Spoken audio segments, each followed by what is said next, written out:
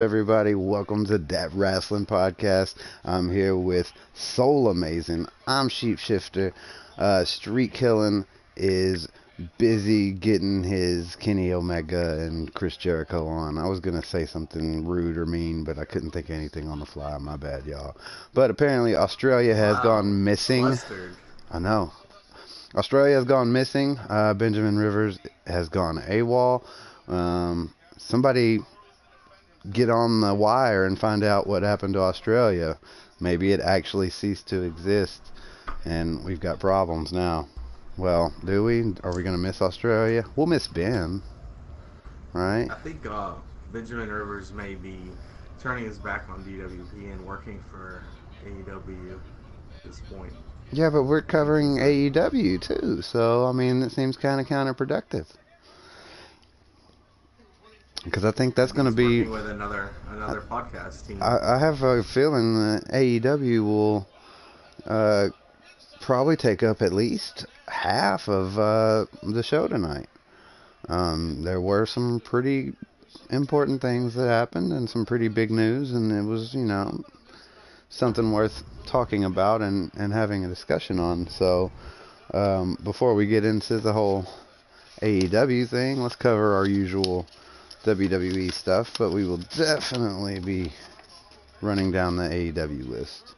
Maybe not as much as we do the WWE, but we'll be talking about the most important topics, I think.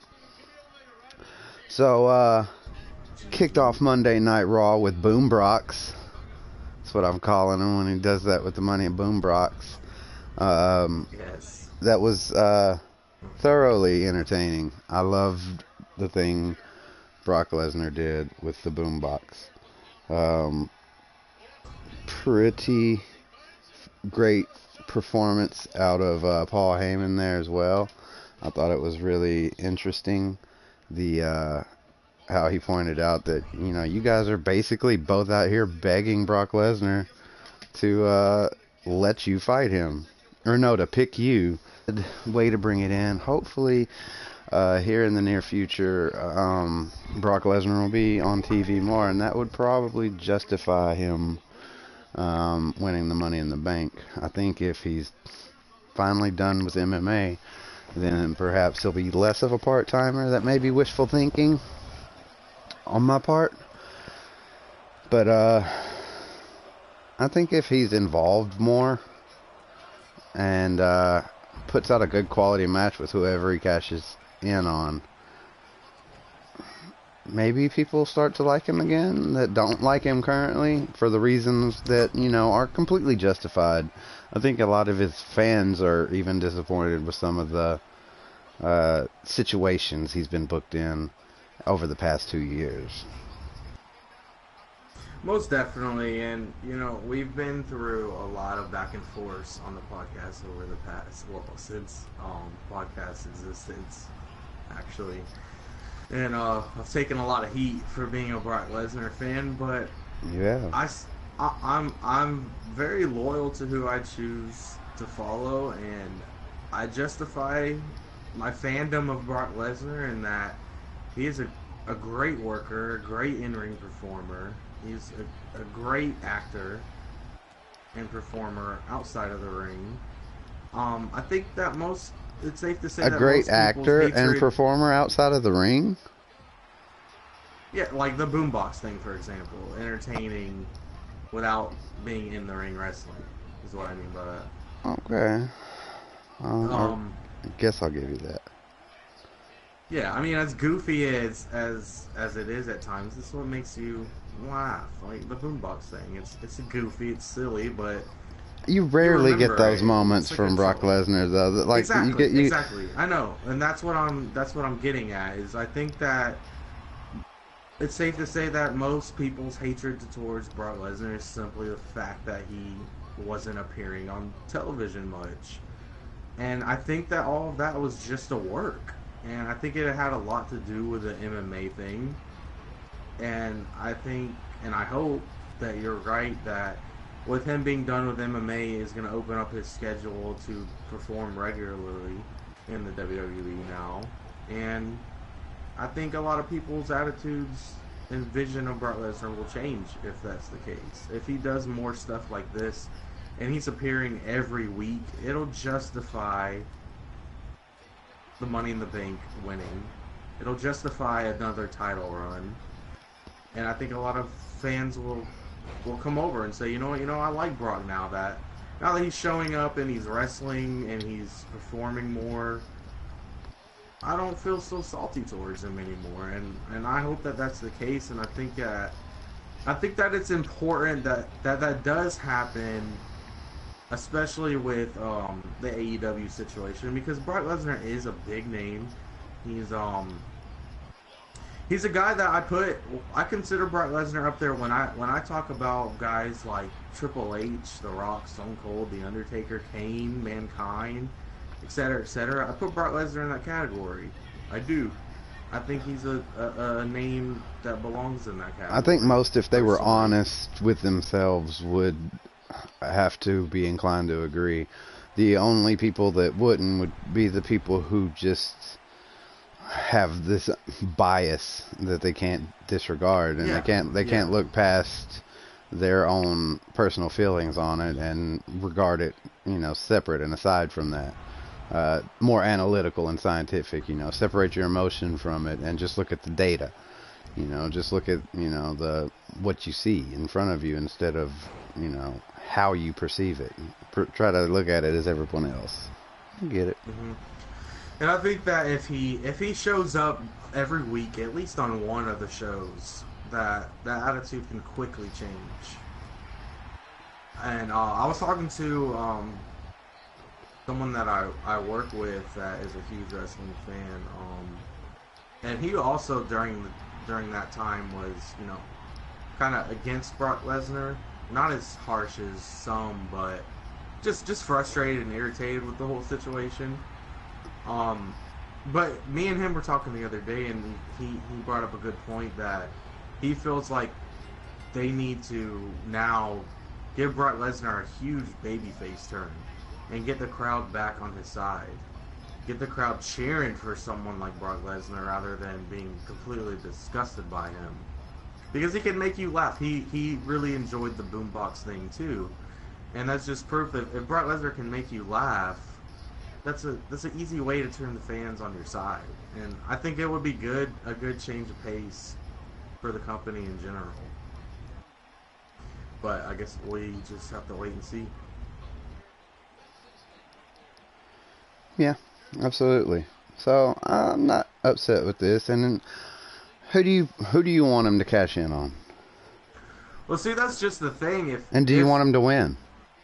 If they're gonna play, I feel like right now, if he cashes in on either Kofi or Seth Rollins, it's gonna be more of the same in my opinion, because it's just gonna be another hill run with the title if he cashes in on one of those guys. I'm thinking maybe something else is gonna happen before. I mean, I keep hearing more people are still talking about the possibility of Big E turning heel on Kofi. I don't know, maybe that happens and then Brock cashes in on him. I mean, I don't know. I just feel like if he cashes in on Kofi or Seth, that it's gonna be more of the same, and it's gonna be repetitive. I mean, I personally won't mind, but I know the mass majority, the people who can't see past everything and hate Brock Lesnar, are gonna be irritated by it if it's the same old tune. You know what I'm saying?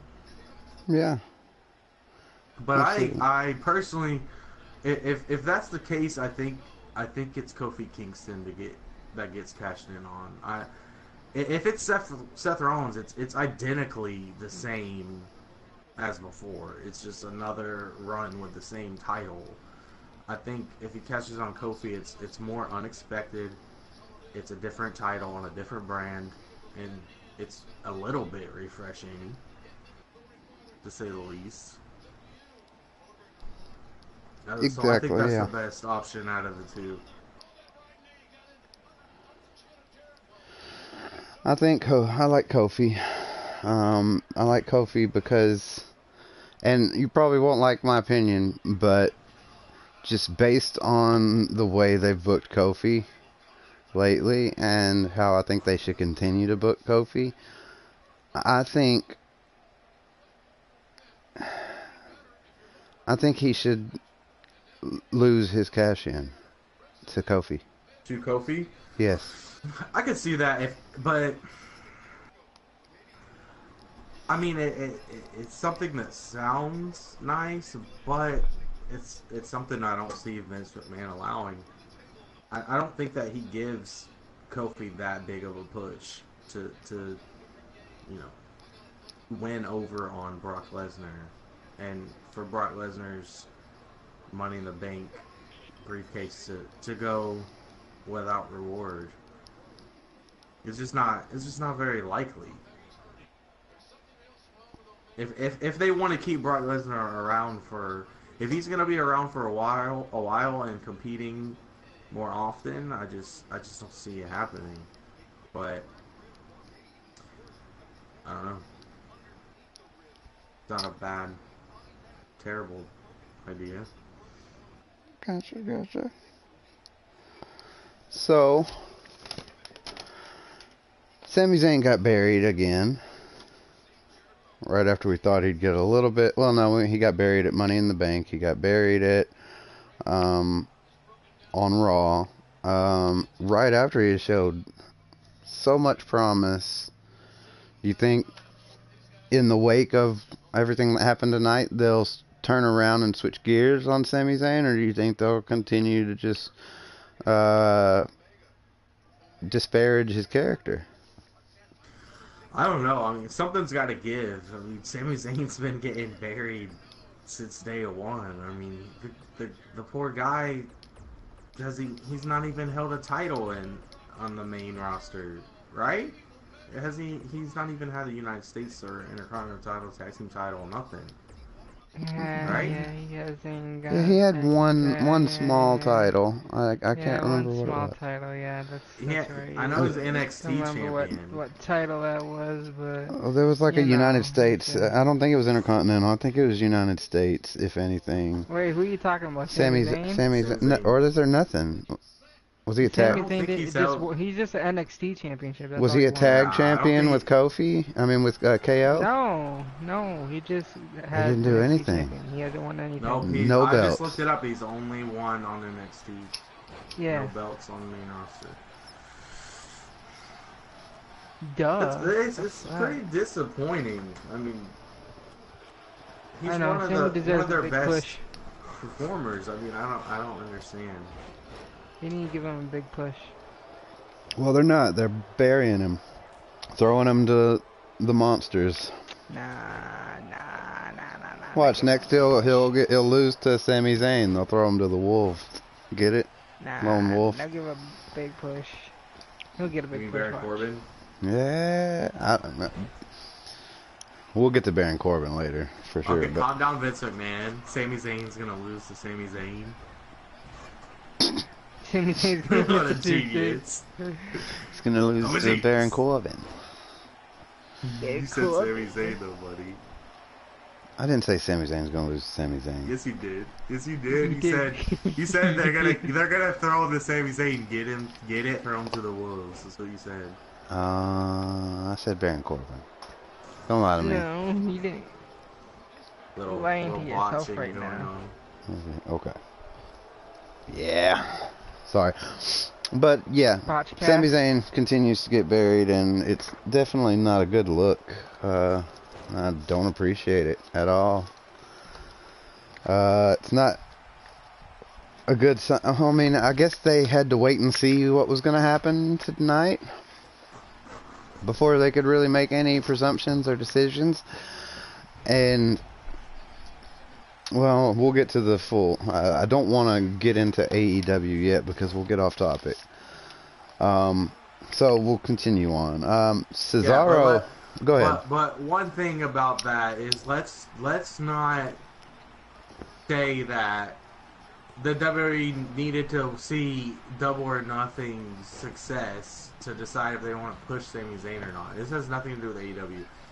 they need to push Sami Zayn regardless of if AEW existing or not. Well, now everything is. I mean, even so, even before, how with them getting a TV deal with TNT, I mean, everything is a factor. Every No, every wasted I know. moment is going to be more critiqued. I don't think that it's going to be, from this point on, I don't think it's going to be possible to have a conversation about one without having a conversation about the other. Because everything is going to be more heavily criticized because of the presence of alternate options.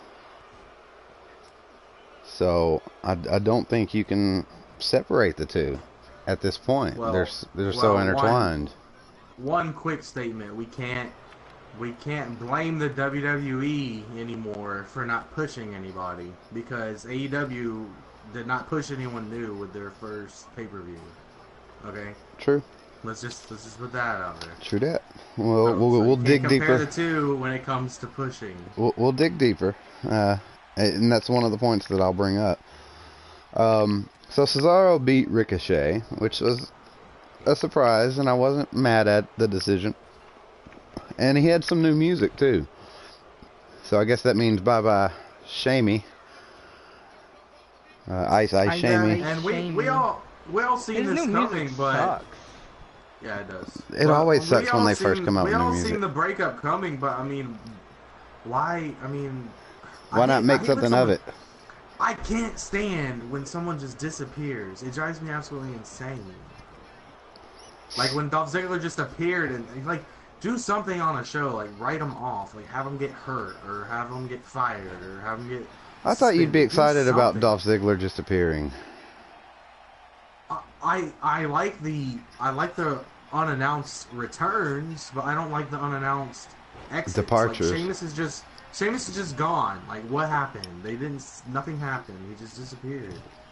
It's just, I gotcha. It's aggravating. So Cesaro going over Ricochet, not really a problem. Ricochet is still new to the roster, even though he had been pushed to the moon at first. Once he split with Aleister Black, that kind of all changed, and they flip-flopped every week. I think he's got plenty of time to make an impact. I think he's already opened a lot of eyes and made some fans. So, no problems with that match. One big surprise on Monday Night Raw was the Revival winning over the Usos. Oh yeah, that's true. Yeah. You have to wonder if.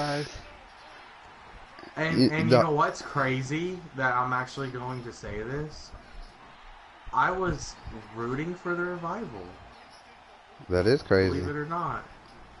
Usos is my current favorite tag team. I mean, the Hardy Boys will always be my favorite tag team, but currently, the Usos is my favorite. And I was rooting for the Revival because of the whole conversation we had before about, you know, you felt like they were being shamed and embarrassed and the whole nine. This proves that that's wrong. This proves that that's wrong. I think you're right. Well, hold on. I thought when they won, you know, even though it was dirty, they're the Revival, they're the heels. That's perfectly acceptable in that situation. Right after the match, with Alexa Bliss talking to whoever, I think it was Nikki Cross, they just go back there and they're just spitting and sweating and just being retarded, and it wasn't. Well, the spitting was an accident, and they were just excited. Was it though? Was it an accident? It was definitely an accident. They were just playing excited. I got you. I get what you're saying. I think it was forced. I think it was scripted. I think it was pretty forced. Why? No one spits like that. Who the fuck spits like that when you're talking? Like, come on. Like a whole fucking loogie out of your mouth? Come on, what the fuck? But regardless of that, if it wasn't intentional, then I'm less offended by it. I'm not even really offended by it at all. I just wanted to point out that it went from that to that, you know. That they had to just let's just throw one more little bit of shade there. I'm glad that they won too. I think that they deserved it. I would have been disappointed to see them just take another L and have another joke be made at their expense, or to be the butt of another joke. That's what I think they are to the writing staff right now, is the butt of jokes. I get what we went over last time about how was they acted it out well. I mean, they did their job well, and that was to, you know, act crazy in that situation. And I would say the same, and even in the backstage scene, I wasn't not entertained. I just was like, come on, I just felt like if let it be funny, but not at their expense. If they were truly trying to shame and embarrass them, then they would never have gotten a pinfall win over the Usos. So you can't say that it's 110%. I'm not. They're trying to. I'm not anymore. The revival. I'm not anymore. This depends on where it leads to. Will that be their only pin and win fall against the Usos? Who knows? Will something else happen next week? Something stupid? They'll be part of some stupid script or something? You never know. Well, that brings you back to will WWE change their stance on any of this as a result of AEW? I think we can say that for sure to the fans of AEW that AEW was a 100% success. I'm not sure how big of a success it was to WWE fans or fans of WWE who were thinking of looking into it. Mainly because of the pay-per-view model. They might have got a few eyes on that cash in or whatever, the buy in or whatever. But I think that it's still a long road for AEW if they want to gain momentum and eyes. They want people to watch. Well, obviously. Obviously, it's going to be a long road. It'll be a long year for them. I think so. All right. Of course, but let's not get on that. Let's not get too far into it. Yeah. We can move on to the next part, which is something that I'm really glad for, even though in and of itself it looks really bad. The 24/7 title is super refreshing. There's a lot of negativity towards it, and I think most of it is straight up they don't like the belt itself, which I get it. It looks stupid. I just consider it the hardcore title. And when I'm watching, That's what it is. It's just title. They can't call it hardcore because of the PG era. I don't think, okay, look. It is the hardcore title.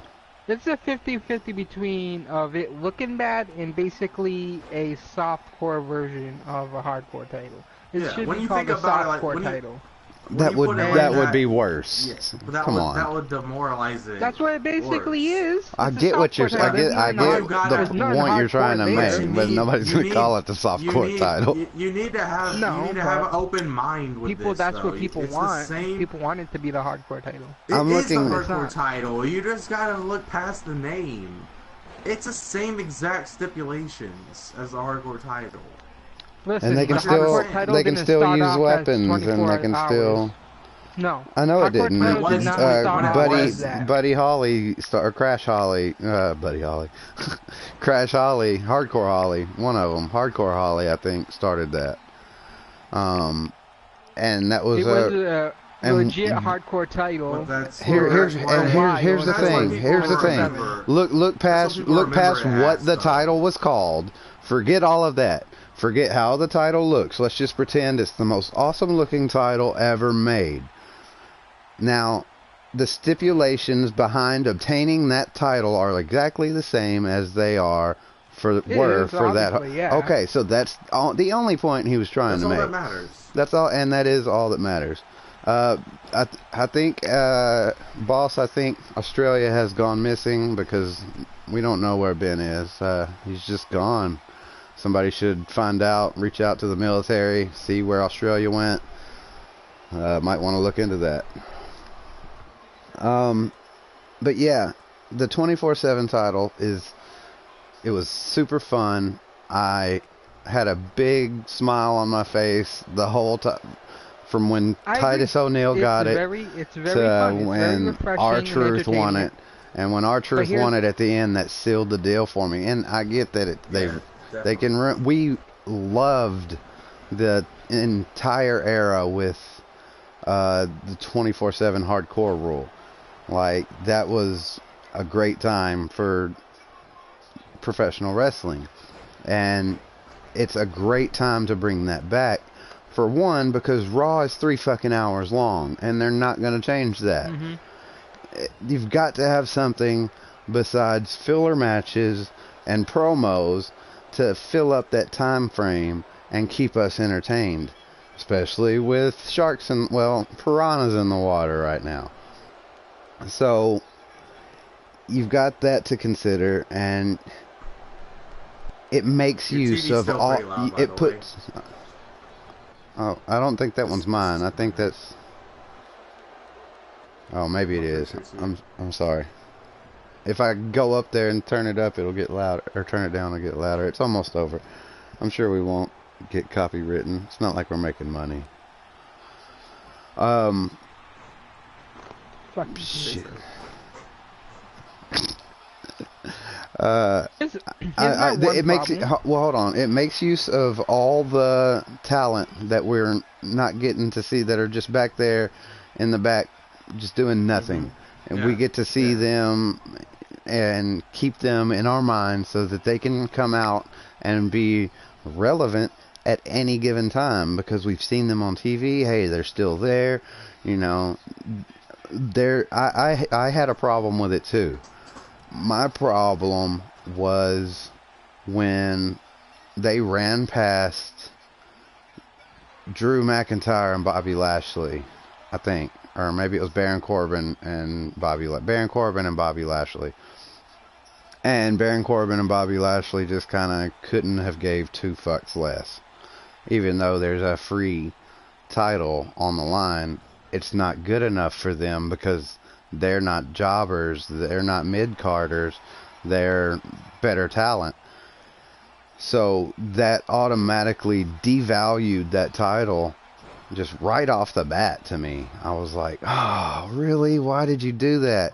They should have, like, just tried to fight each other about who was going to go for it, or start something else. But they devalued it instantly when they had 2 of the top superstars just kind of shrug it off like they were pests, and like that title just is nothing to them. Yeah, I agree. Yeah, I mean, they could have at least, like, started running after it and then have the camera pan away from them. You know, they could have ran a couple steps and then not been the whole segment. True. But, I mean, I agree with what you're saying, but it's not a huge...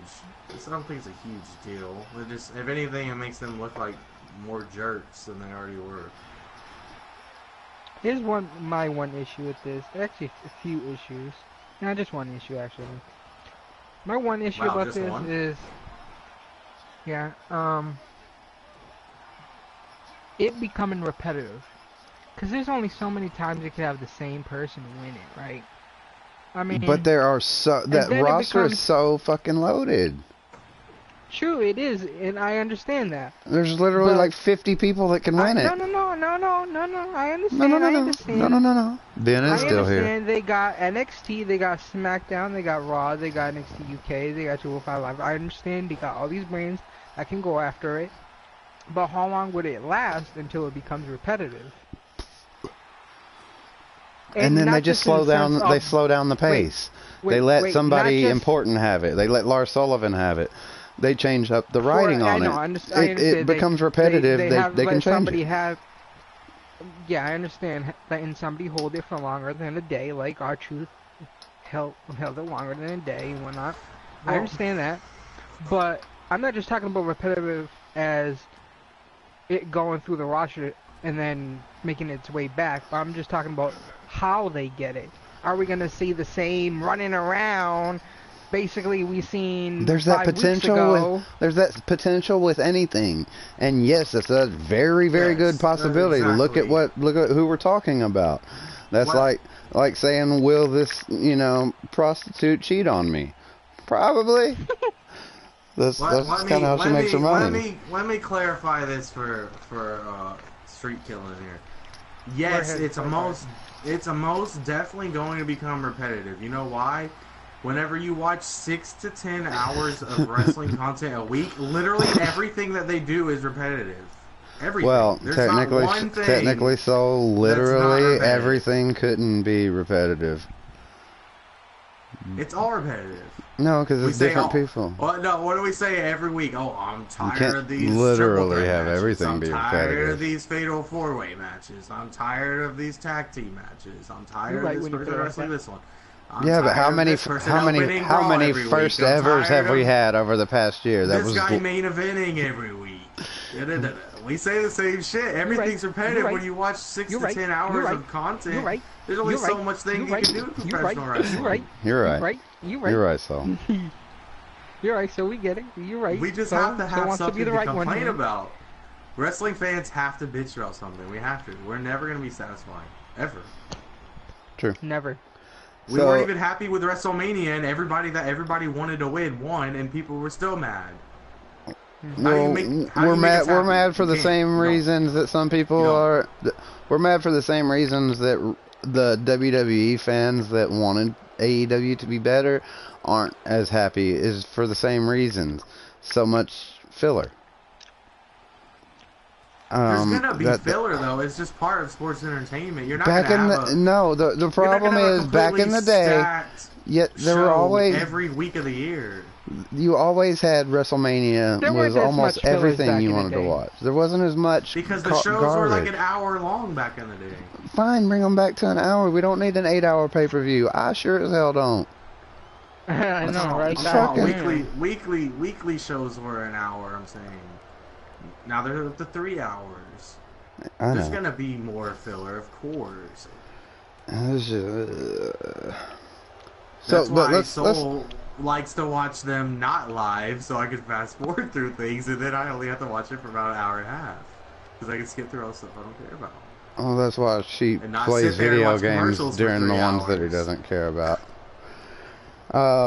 So Drew McIntyre can barely beat The Miz, even though Drew McIntyre was just like murdering people on Money in the Bank and I didn't understand that. Looked unstoppable. Did they drop Drew McIntyre that quick? Damn. And it takes Shane McMahon to be able to help him beat The Miz. And The Miz has been beaten by Shane McMahon himself twice. So by this no. Let me stop both of you right now. Let me finish my sentence. Let me finish my sentence. By this logic, Shane McMahon is better than Drew McIntyre. There's nothing wrong with this. There's nothing wrong with any of this. By this logic, you guys are going right back to your old ways of complaining. In this logic, situation at all.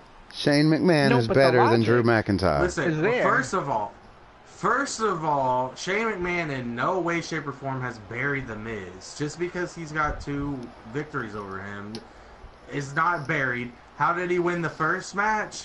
The Miz suplexed him off of a platform, and he accidentally got into cover. Yeah, but if we look at it on paper, it doesn't matter. Look at it on paper. I don't get care. it on paper. That's stupid. No one does that. Dang, Savage Soul. The Miz tried to suplex him off of the top of a steel cage, and Shane wiggled his way free and jumped to the ground. He hasn't pinned him and clean. He doesn't have a clean, decisive victory over The Miz yet. So how the hell has he buried him? They're both fluke victories. Second of all, it's not a bad thing that to have Drew McIntyre booked to struggle against The Miz. Miz is one of your top superstars. You want Drew McIntyre to just run in there and just run through The Miz in 30 seconds? No, it should be a competitive match. He should have trouble with The Miz. The Miz is one of your top guys. Okay, so... You can't have him just buried by Drew McIntyre. There's nothing wrong with any of this. I think this is actually good, right? I'm just saying I was saying is that it completely contradicted his booking from Money in the Bank. Money in the Bank, he was Drew McIntyre was damn near unstoppable at Money in the Bank. Looked like a fucking beast. And when you're that big of a powerhouse, I'm saying that he should have been made to look stronger in the match. He should have gave The Miz a harder time, and then The Miz is just barely able, because that's realistic booking. The Miz is barely able to overcome the odds because he's the underdog, because he's a lot smaller, he has to be a lot craftier, and he's going to be caught in a lot of situations where he has to win through heart. And you can't get that if you're not being... I don't necessarily mind Drew McIntyre needing help from Shane McMahon, or Drew McIntyre even losing to The Miz. I'm saying that my problem is that Drew McIntyre should have looked stronger. He looked like a fucking pussy. Good way to put it. Okay. Okay. That's how you feel. I can't tell you how to feel. Alright, so moving on. I don't care. Like, I'm biased because I don't care. I don't see what you guys see in Drew McIntyre. I like him. He has potential, but I'm not saying push him for the fucking title. I'm just saying I've fallen down off of that. You guys, all three of you, or my opinion. I agree. I fell down because they stopped pushing him. He's fallen in my power rankings.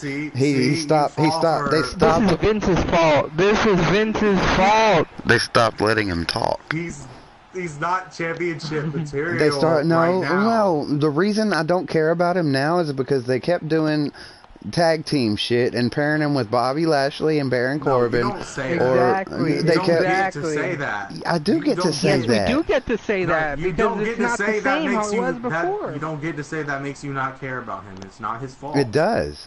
It makes me. I'm not gonna. It's not. He's not my favorite wrestler. He's not my favorite. Look, if they stick Rey Mysterio, and if Rey Mysterio joins Lucha House Party, I'm not gonna care about what Rey Mysterio's doing as much.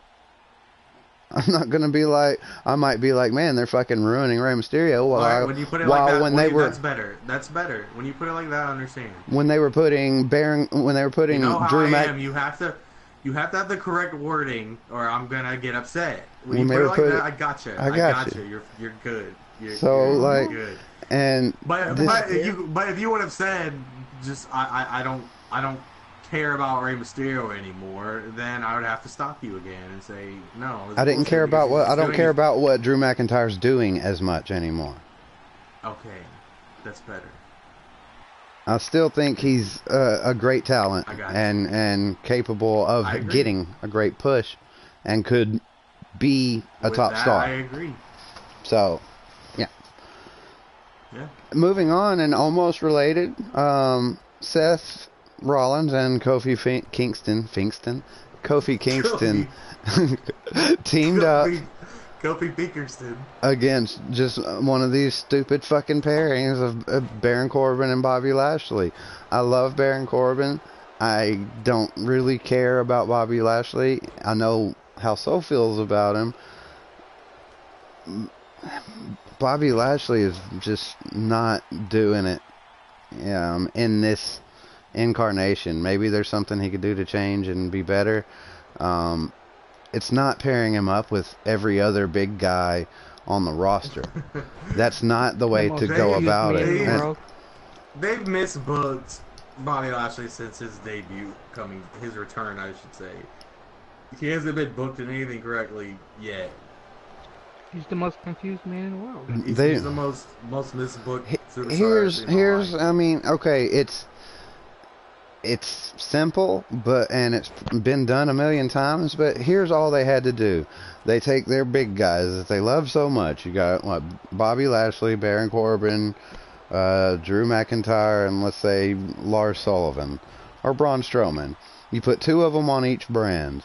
You have both of them run through every guy that's not their size level forever until the inevitable clash between the two, and then the winner of those two would go on to face something even more spectacular like Brock Lesnar or Roman Reigns. Well, no, I feel like I think the problem for Bobby Lashley is that the best gimmick that's suitable for him is already taken by the greatest wrestler of all time.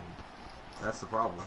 What you think? Like MMA bodybuilder type thing? He would be he would be best suitable for Brock Lesnar's gimmick. If Paul Heyman was with Bobby Lashley, well, that's what I'm saying. The same exact card. He could do the same exact thing that Brock Lesnar's doing, but that's already being done. So I don't see any other gimmick that's going to work for Lashley. It does in the way that if they would have to book Brock Lesnar like they always have for the past 2 years as like this part-timer at the top of the throne who just like can't be stopped, and these 4 huge men on these other sides are just they run through everybody. I mean, they run through Seth Rollins, and they run through, you know, every big Roman Reigns and every big name on the way there, and they run over John Cena, and you know, they face The Rock at Super Showdown, whatever, and beat him down. I mean, just everybody. And then they clash on the brands, you know, Braun Strowman versus Baron Corbin, and you know, however that turns out. And then on the other brand you would have Bobby Lashley versus, you know, fucking Drew McIntyre, and they would have been booked this whole time to be on that same wavelength as Brock Lesnar, almost these unstoppable forces, and they would have all that momentum of having just ran through everything. That's why I said what I said, is that, I mean, if they try to do the same thing with Lashley as they do with Lesnar, it's repetitive and boring, and no one's gonna care. And well, they gotta find a whole new gimmick for him. Like, I think that would only be a temporary fix, because he wouldn't win out of that. Like, exactly. I think the winner out of that would either be Braun Strowman or Drew McIntyre, and then exactly. they probably. So I don't see it. And the only other thing I really could see for him is if he was the muscle in some type of stable, and it'd have to be not this Lashley, Corbin, McIntyre bullshit. I mean, like a new legitimate stable with Lashley being the strong arm behind it. That's the only other thing I can really see for him. I mean, the fans don't really care. I mean, I like Bobby Lashley and I respect him, but just nothing since his return has worked. I don't think there's a place for him. You're right. I don't think there's really a place for him on the roster. That's what I'm saying. There's just not a spot that works. If Lesnar was gone, then he could take that role. But that's the only thing I can see work for him. I agree with that. What about AEW? MMA guy. Yeah, he should go there. What do you think Bobby Lashley could do at AEW? I honestly, and not to be that guy with this whole AEW situation, but I think he would be perfect for that role, to play that role in AEW. I think it could work. If he went over there as a heel and he just didn't talk, like, dear God, Lashley, don't talk, please.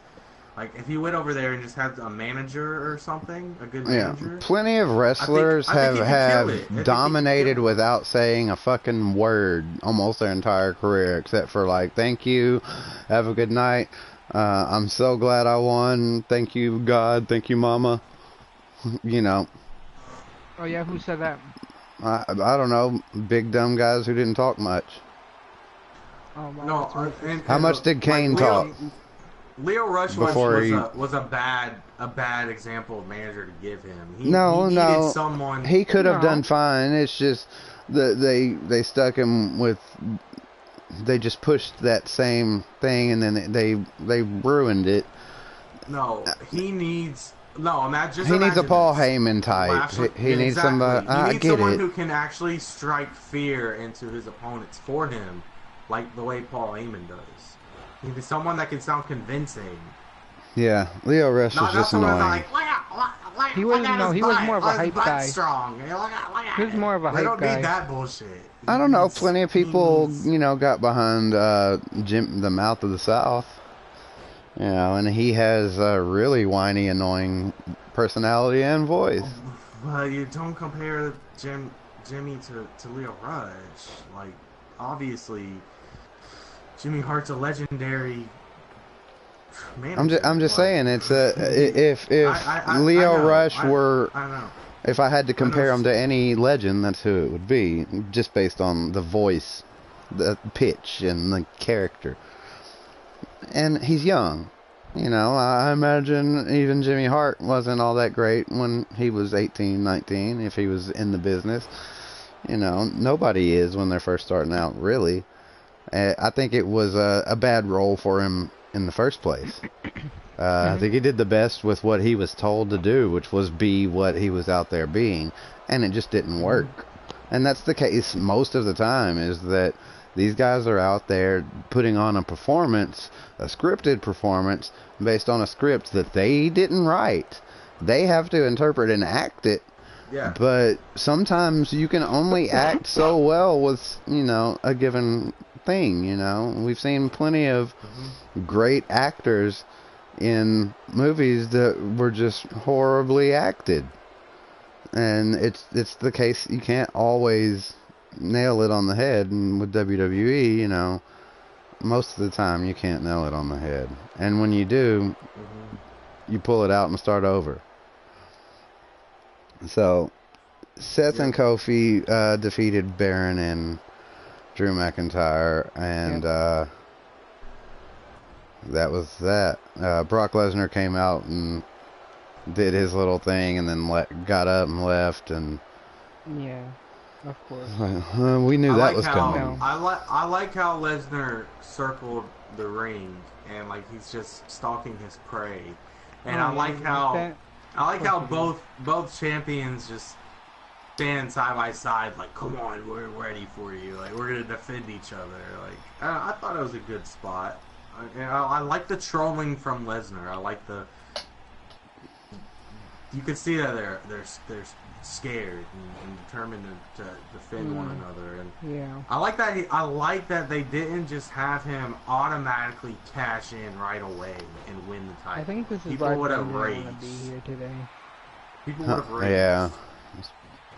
Memorial Day, a lot of people are probably out with their families and stuff, so you know how it goes. No big deal. What? Bev? I thought you said not a lot of people are going to be here tonight. What'd you say? I said that's why Ben is not here tonight. Oh, I thought you said I don't think a lot of people are going to be here tonight, or something along those lines. All I heard was be here tonight, and then mumbling, or you know, that Boston accent. That must be what it is. Oh yeah, true that. Said accent.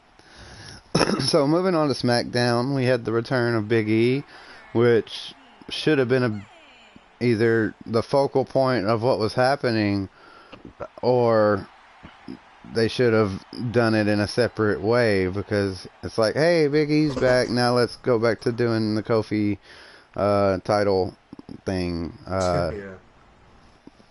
Hey, Big E, welcome back. Other than that, I wasn't really mad about that. What about it? That intro with the fake one, that was stupid. Yeah, that was kind of cringy. That was like what? It was a little cringy. Thanks for being stupid. Well, that's not the worst thing I've seen from the New Day, but I mean, cringy. Yeah, definitely not, but yeah, it's just like them. Yeah. So, moving on from that, Andrade got defeated by Mustafa Ali in a pretty good match. I was almost not going to really pay much attention to this, but I decided to actually focus on it and, you know, try to see how good of a match it was.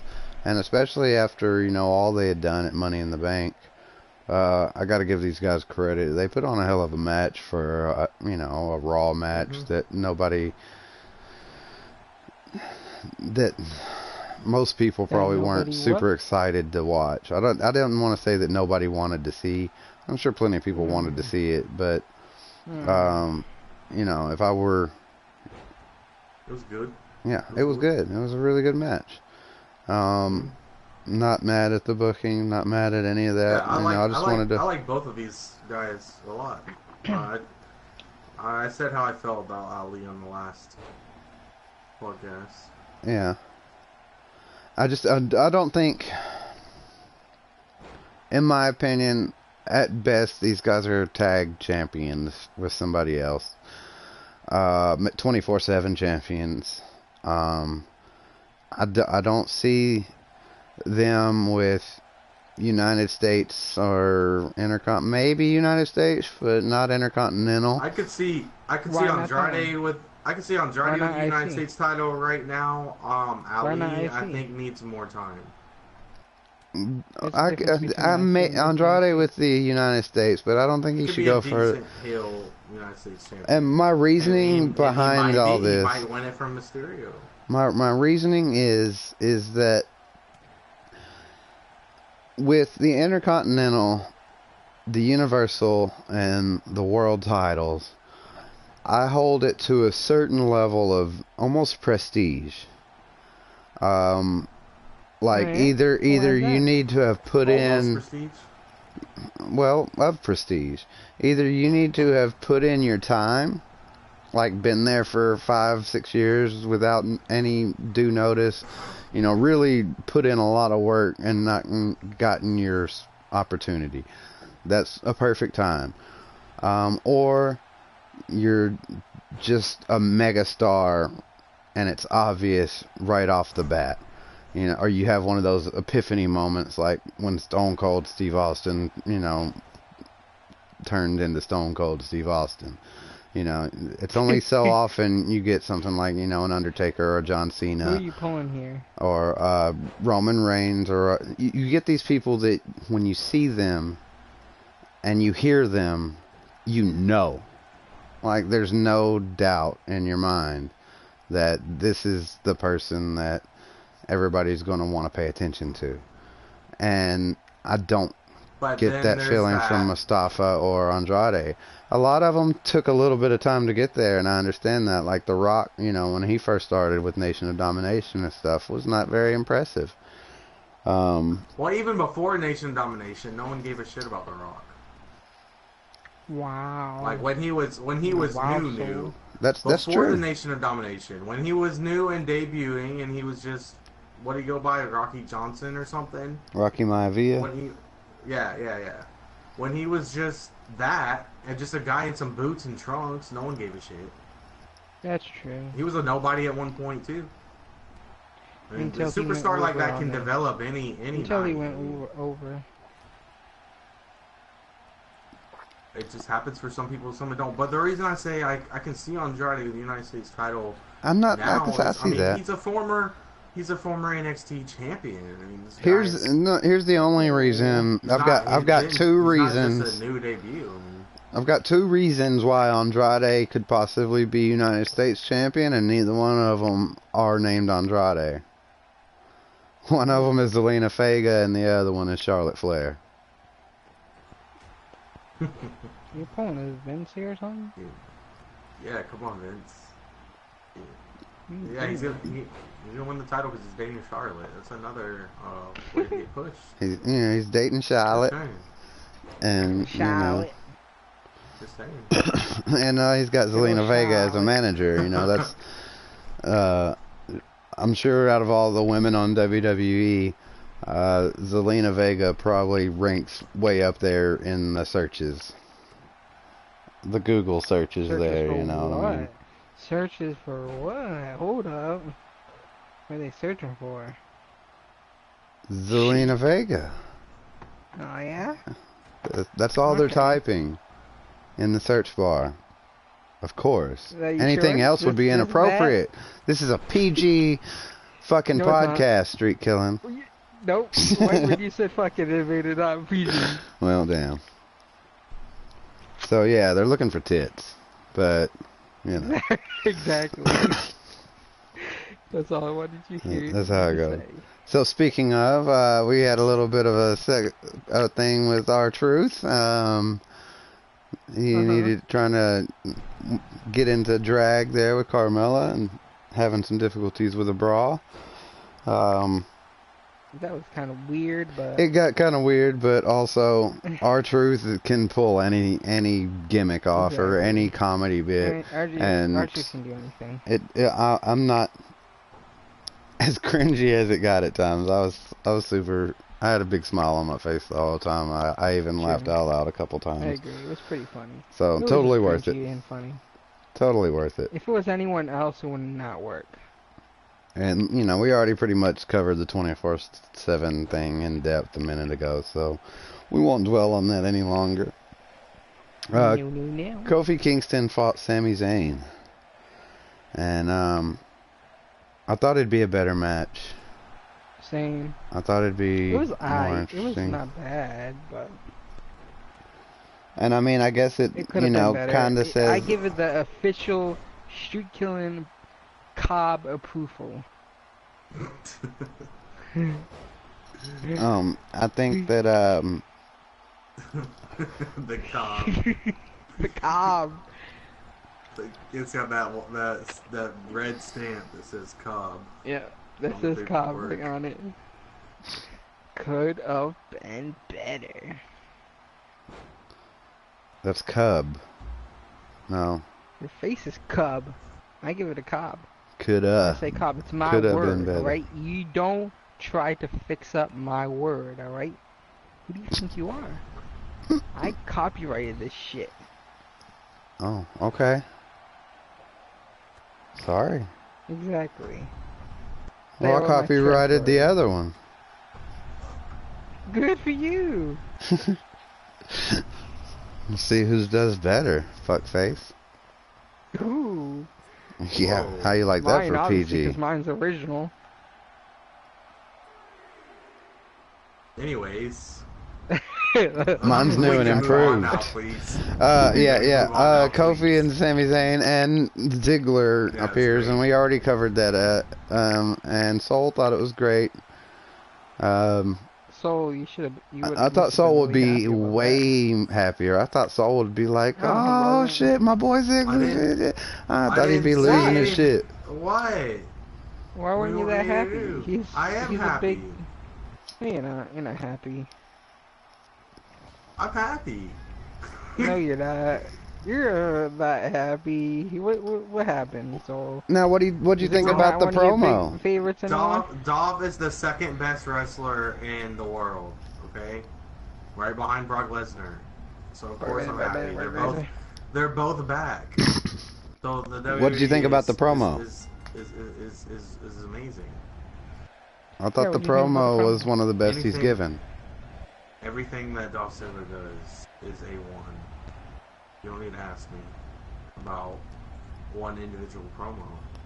Did you watch it? Yeah. No, he sounds like he sounds like you sound like Ben. You sound like Ben reading it out. Like, I watched the clip. I watched the YouTube clip. It didn't shout at Paul. What are you guys going on about? I'm trying to read our chat and you're accusing me of not being happy about Dolph Ziggler being back. I was just wanting to know about the promo. The promo was really good. I think the reason that I am not exerting excitement is because Street had told me that he was back before I seen it. Oh yeah, that's true. Spoiler. I'm sorry, I seen it. I give Soul a little bit of a spoiler. I asked if he was back though. It wasn't really a spoiler. Yeah. I mentioned it, and he's like, "Oh, he's really back," and I was like, "Oh, awesome!" I was excited then, at that moment. So when I seen it, I was like, "Oh, I already know he's back," so it wasn't a shock. You know what I'm saying? Gotcha. Yeah, because I was trolling him at first about something else, and then he brought up Dolph Ziggler. And then you just had to spoil the ending of the surprise ending. That maybe he would have still thought I was trolling her. Smooth move, X-Lax. It's alright, he spoiled something for me today, so it's all good. You told him to. No, I didn't. You asked me. You told him to. Same way. It was basically the same situation. Same Neither one of us spoiled anything. Exactly, so it's all good. Oh, wow. Alright, so let's move on to the other side of the discussion here and talk about AEW and Double or Nothing. So, Double or nothing. was it double or was it nothing? Really? So I don't know. I only watched two matches, and two matches I thought was pretty damn good. Did you guys talk about Bayley and Becky against Charlotte and Lacey? Did we even talk about that? Because it was so amazing and exciting. I mean, I was just gonna skip it. Yeah, I was just gonna skip it. I thought it would be interesting to talk about since during Money in the Bank, me and Street kept making references to Lacey Evans looking and acting exactly like Charlotte Flair, and then a few days later they team up as a tag team. And I thought it was pretty. We got double Charlottes in the ring. Double Charlottes. I thought it was double vision going on. It's interesting that 3 out of 4 of the Horsewomen were in this match at one time. Yeah, but only 3. Sasha's pissed. Sasha's still butthurt. She kept tweeting during double. No, Sasha Banks reminds me of. She kept tweeting, "I love wrestling. I love wrestling." Like, I know. She kept tweeting that. It's just like. You know who she reminds me of? A certain king of cruiserweights. Yeah, she's just like Neville. She reminds me a lot of Neville. Like, just because you're Snoop Dogg's cousin, you think you deserve title. I get it. You're good, but you're not always amazing. Even Bayley said on a interview that she didn't expect Sasha to be this upset about it. Well, Bayley's Bayley. She's just really happy to be there. Like, I bet Sasha's even more salty that Bayley's now a champion. Exactly, but probably not. Ooh, I bet she is. It might have been her. It might have been. She's like, if I would, what if I wouldn't have? If she would have stayed, you never know. Vince might have put the title on her. She might have. Because there's all these last minute decisions and. I actually believe that. I actually believe that Vince would smite, Sasha and just put the title on her best friend. But but if she hadn't been vocal about her unhappiness, if she had just weathered the storm and waited till it was her time and just took the L at WrestleMania or whatever for the tag titles, and just not complain, then she could have potentially been the person to climb that ladder, win that briefcase, and do all of the above. Soul Amazing is 100% right. It could have been. It potentially could have been written instead. No, hold on. 1 second. It could have potentially been written instead for Sasha Banks to win the Money in the Bank and cash in and win the Raw title and have Becky retain the SmackDown title instead. Yeah, that could have happened. But maybe Vince said, you know what, we're just going to reverse things. But here's the thing. Going back on that statement. We're going to have SmackDown competitors competing on SmackDown. That's what we're going to do. Competing? Going back on that statement of that might have been how it went or been planned out. But here's the thing. I kind of stand with Sasha in somewhat because if you look at it recently, Vince has been such a last minute person towards everything so far that choices that's been made in pay-per-views and shows and shit, he's been really off the rails with his choices. Recent one being the Brock Lesnar dilemma. That's why I wasn't pissed because Brock Lesnar won the briefcase. It's more of Vince's booking and decision wise. From all the news and sources going around, Vince said before the match even started that Brock Lesnar is going to be the winner. He's going to show up and he's going to take it. Before the match even started. Not like fucking a match before the match exactly started. So before everybody, like when people were getting ready to go out there, he came in, grouped everybody up and was like, you know what? Brock Lesnar's going to come out there, he's going to take the briefcase. That's it. I highly doubt that. No. That's exactly how it went. From the sources of reporters that reported on, had the interviews with the wrestlers that were there, one being Ali, and Ali is personally a bit offended by it, according to the interview, I would, if I can find it later after the podcast, I would post it. It's written, not video. But this is the same ordeal that happened to Sasha and Bailey with the tag team titles. Before the match started, he came in and said, you know, you're gonna lose the titles to these guys, and that's why Sasha was pissed. And I can understand if people get upset by that, because you're going to the show even like weeks or days before, you know, you're hyped up for the show, you have like everything planned out in front of you, and then during, but you don't really win anything. Before. You don't really win. This isn't the sport. No. This isn't football. You're not competing for this for real. This is scripted and it's written, and you're not guaranteed anything. There's 8 you're men jumping involved the gun on what I'm trying to say. You're doing a job. I get what you're saying. This is like this is a real job, okay?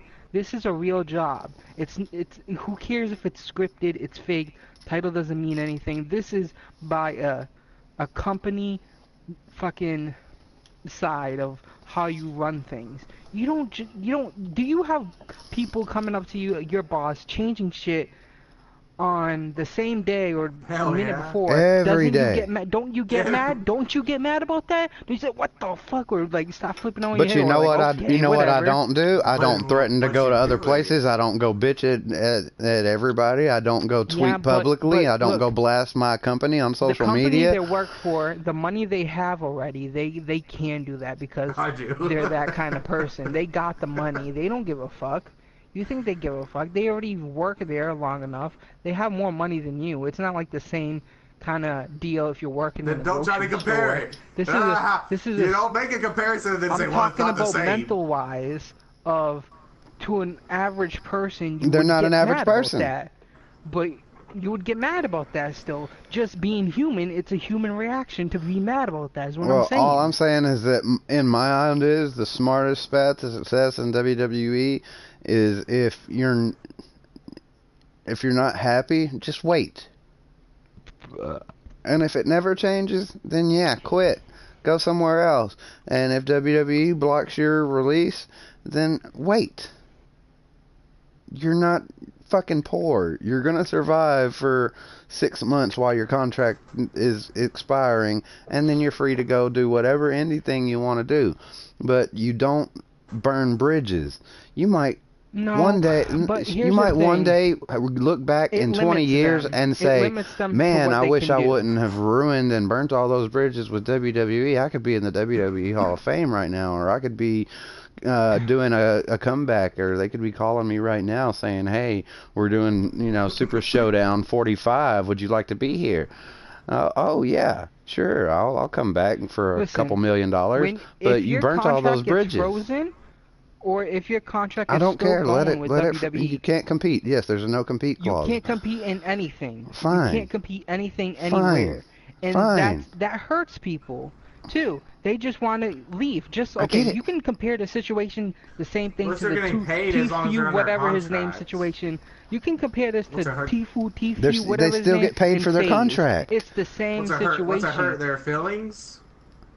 They're still getting paid. They're getting paid to sit at home. They want to do what they want to do. If they want to wrestle, but they still get paid. They want to be in part of that Life's company. Not fair. You don't get to do what you want to do all the time. If they want to be out of that company, that's their choice. I don't want to go to work tomorrow. No, it's not. It's not their choice. They signed a contract. They signed a contract. They did sign a contract, but they can still talk about it.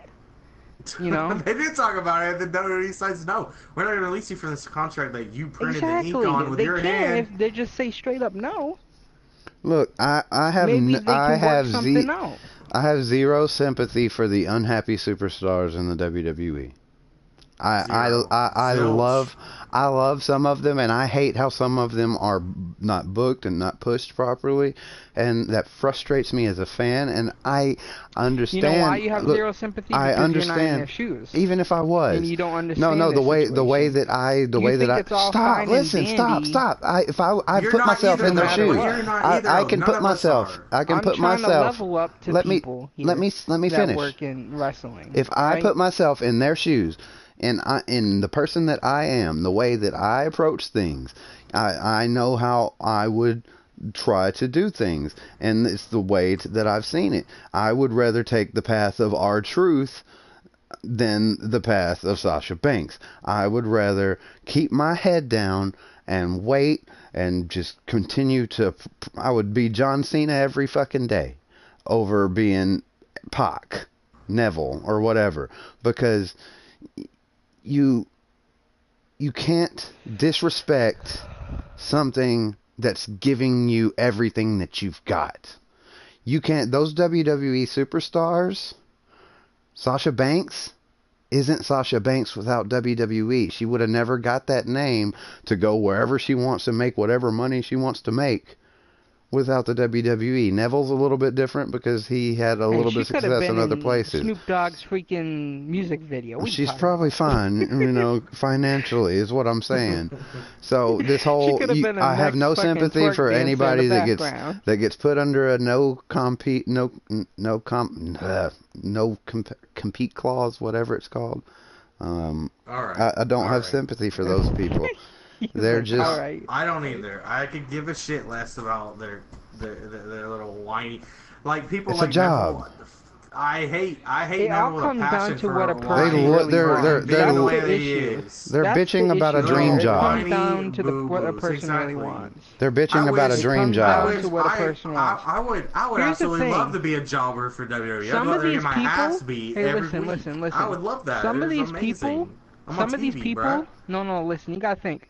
When some of these people are from the indies and they get, somebody like WWE coming up to them, and it's like, oh my god, WWE wants me, and they just immediately sign contracts. When you're in that moment, you don't really know everything that's going on. They're not really reading. There's no sympathy for making a bad decision. That's their fault. No, but... They're it would given happen to contract. you They as read it. They're given time. Just being a human, that would happen to you just as well. I would sit down and be a human being and go over the pros and cons. Do you have all decision.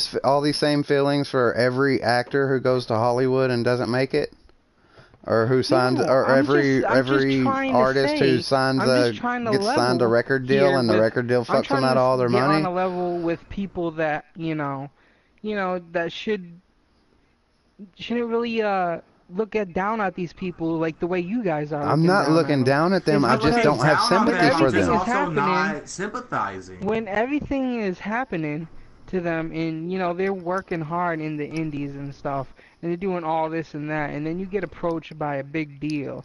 You're very excited. You're in the moment. You looking through the contract. You're not studying the entire thing. That's your fault. That's your fault. That's your fault. That's not really what's on their mind, though. That's not really on their mind, though. Everything you're saying is their fault. They're in the moment. They're hyped up. You take a week. They want to go. It. They want to go. They want to go. They want to be there. Then you go and you live it out.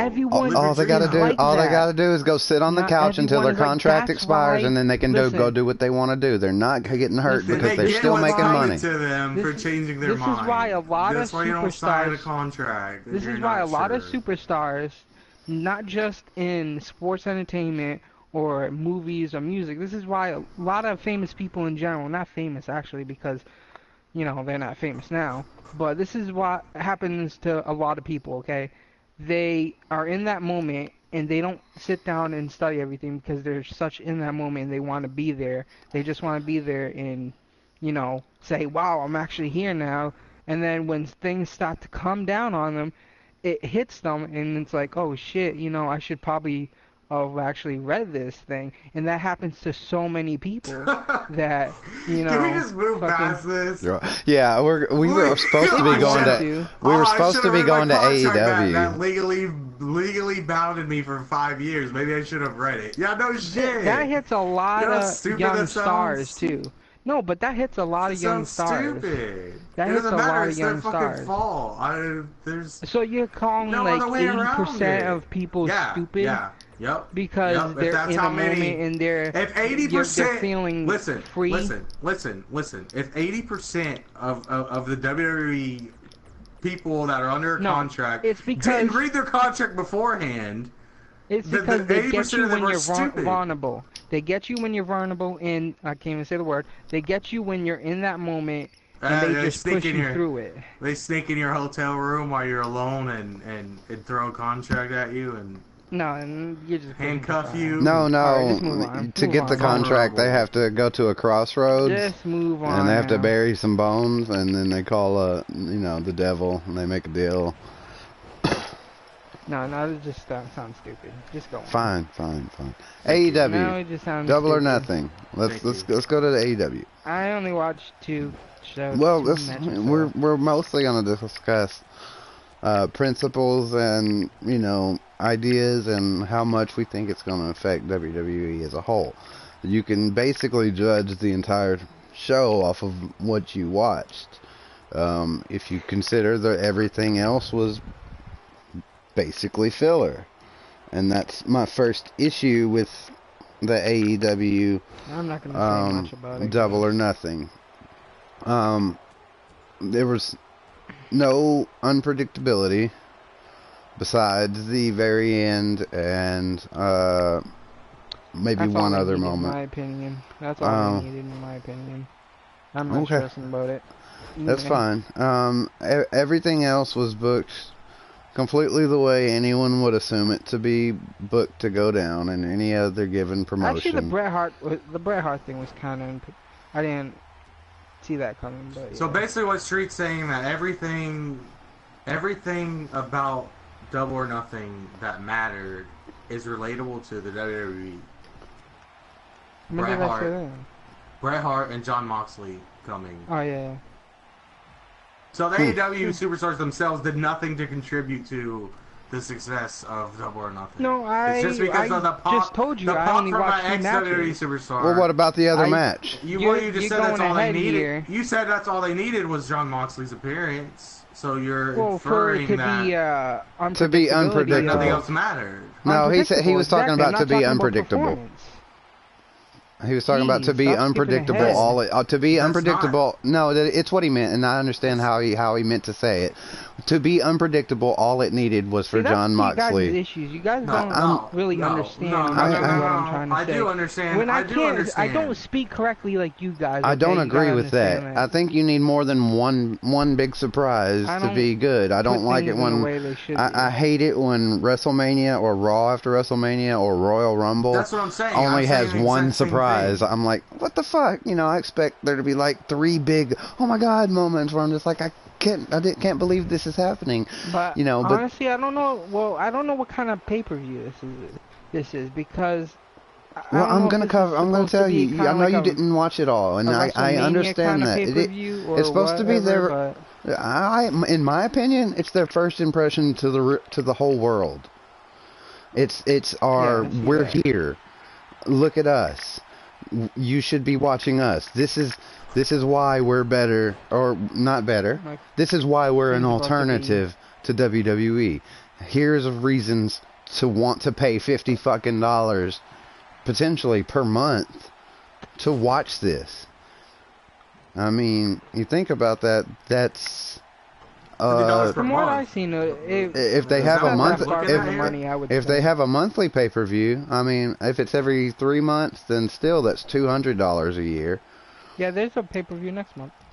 Then yes, that's fucking $1,100. That's $1,100 a year, if you want to watch all of them.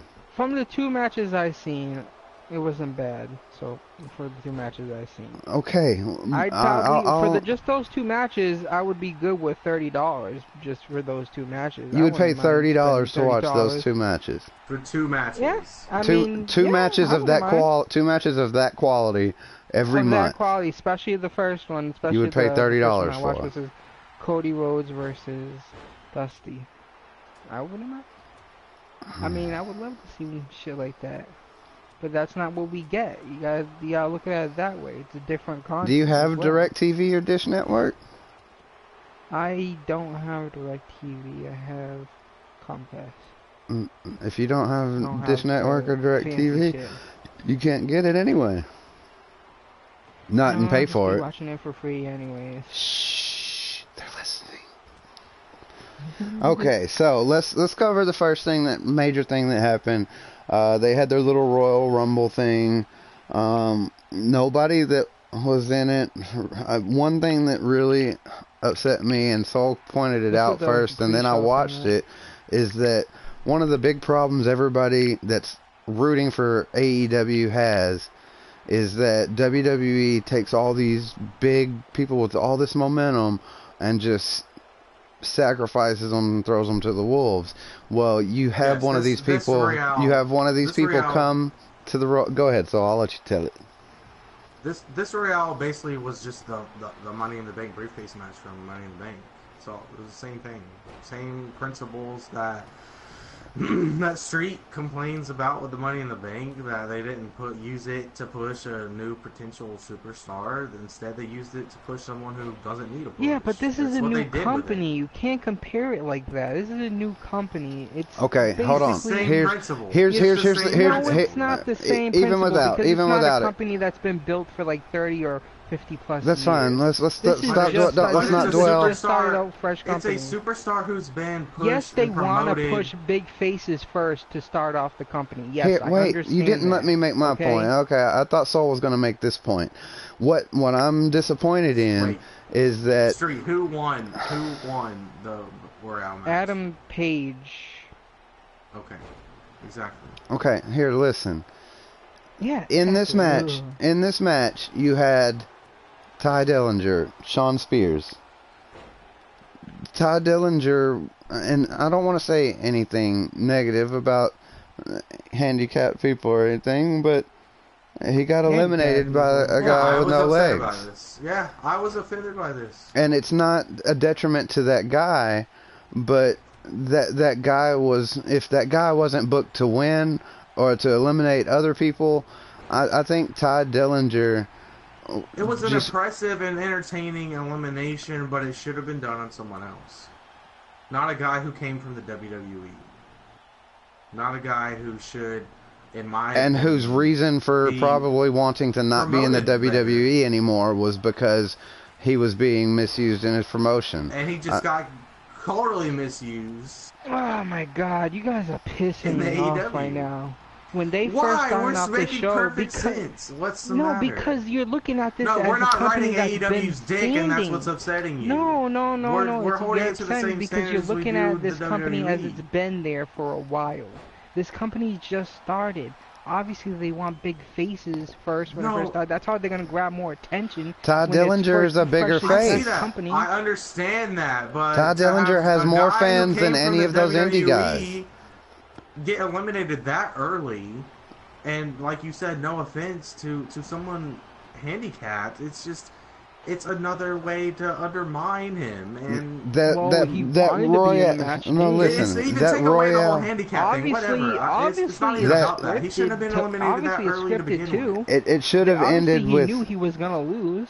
Fine, it should have ended. God damn it! It should have ended with like him and Adam Page, the two biggest names in the match, the two people who have the biggest fucking Twitter following, the two people who are going to draw the most attention to it, the two people who are going to draw the most cheers and the most awe, who the WWE fans are going to say, "Wait a minute, I know that guy from WWE, and he just did this great thing." That's a perfect 10 guy, and he almost won the Royale. They were more into that. That's all I'm saying. See, and nobody else was. You bash and hate on the WWE, and then you defend AEW for doing the same thing. I don't care that it's their first show. It should be their best show. Yeah. Of all time. They're trying to prove a point here. They've been talking Make shit. me want to watch you. They have like 500 episodes on their YouTube channel. They've been promoting the hell out of this. You also gotta look at this way that a lot of people that you also gotta look at it this way. That I'm not asking you. I'm not asking you to hate on them. I'm not asking you to be anti-AEW. At the same like time, the rest don't know who they are. At the same time, I'm asking you Didn't I hear you cry? You're too emotionally on one side and not the other. Like, there's no gray matter for you. You're either 100% on this side or 100% on that side. You don't think in between the lines about anything. No, I am thinking in between the lines. I'm saying that most of the people there, like 80% of people there watching AEW, obviously were fans of them in the first place. That's not their target audience. That like 20%. That is not their target audience right now. Hey, when the show comes on TV, who knows what new viewers will bring in? That's what I'm saying. Obviously, they should have been trying to bring them in already. No, because it's a pay-per-view. Who's gonna spend $50 for a pay-per-view when they don't know who the people are? Exactly. That's why they should never charge for the first place. Hey, this match wasn't on pay-per-view. This match was free and on YouTube. Obviously, it was on free on YouTube. Who knows if the people will still buy it or not? You don't know that. It's still gonna be I think a lot of WWE fans probably turned it off when they saw that happen to Ty Dillinger. You know, there is a lot of WWE fans that are also fans of, you know, fucking Kenny Omega and shit like that as well. That's fine. I'm just saying they probably lost a lot of fans in that moment. Okay, so let's just get this straight. You're talking about the average viewer. I'm talking about Ty Dillinger fans. No, you're the talking Perfect 10 fans. No, I'm not talking about. I am not. Somebody that doesn't know who Kenny Omega is, doesn't know who Adam Page is, doesn't know half of the roster on, not even half, but like 90% of the roster on AEW, but only knows the people they really know because all they really know is WWE, and they hear about, you know, Chris Jericho on AEW, and they hear about fucking Cody Rhodes on AEW, and then they say, oh, you know, Ty Dillinger's there too, so I'm watching this. I'm talking specifically. I'm talking specifically about every fan who was disappointed with. I'm not. You can't tell me who I'm talking about. I am talking about every fan who was disappointed in the way that Ty Dillinger was booked in WWE. That's who I'm talking about. 100%. And that may be 100,000 fans. That may be 10,000 fans. I don't know how many followers does he have, and you know how many of those were from WWE. Of him? You know, whatever. But however many fans he has, I know that it seriously hurt my opinion of AEW, and I think it hurt Soul's opinion of AEW. I want AEW to be good because I want WWE to be good. You want it to be good so they can push WWE fucking superstars on their own show? No, I want AEW to be... WWE See, another contradicting statement. Everything's fine. AEW can get away with everything, but WWE can't. Let's look at it this way. So for the people that bitch and moan that WWE pushes their own superstars over indie talent that they sign. Listen though, what about all the other wrestlers that were in that Battle Royal? What about the other wrestlers that were in that Battle Royal from other companies that probably was treated the same way, and the people that were fans of them are watching AEW little Battle Royale thing, and they're like, hey, that's one of my favorite wrestlers right there. Oh, look, he gets out on the first time. You're talking about small numbers versus big numbers. I'm talking about the target audience, who they want. How you're looking at it and who you are. The whole point is that you even made the same point yourself, Street. You said that they are trying to push the biggest names that they have because they're new and they want to get attention. Exactly. So Ty Dillinger is a bigger name than anybody else that was in that Battle Royal than Adam Page. WWE, he doesn't have to win it, but let him have a better performance. Let them get some big right now, they should. In a pay-per-view, they should. In pay-per-views, you push the big names. That's what they do. It doesn't matter. This was their very first in-ring interaction. This is the first of the company. This is the first show. And it was free. Of a company. Of it doesn't matter. This is the first it doesn't matter. We're not talking about the future. We're not talking about the future. It doesn't matter. You're kind of like judging a book by its cover here. First impression. And in life, you are never told to judge a book by its cover. It's called reading the first couple of pages. We're not talking about the future. That's what you're basically doing. We're talking about the cover. This is what you're basically doing. That's what we're discussing. We're talking about what our opinions of AEW. I'm judging it based on the standards that have been set forever.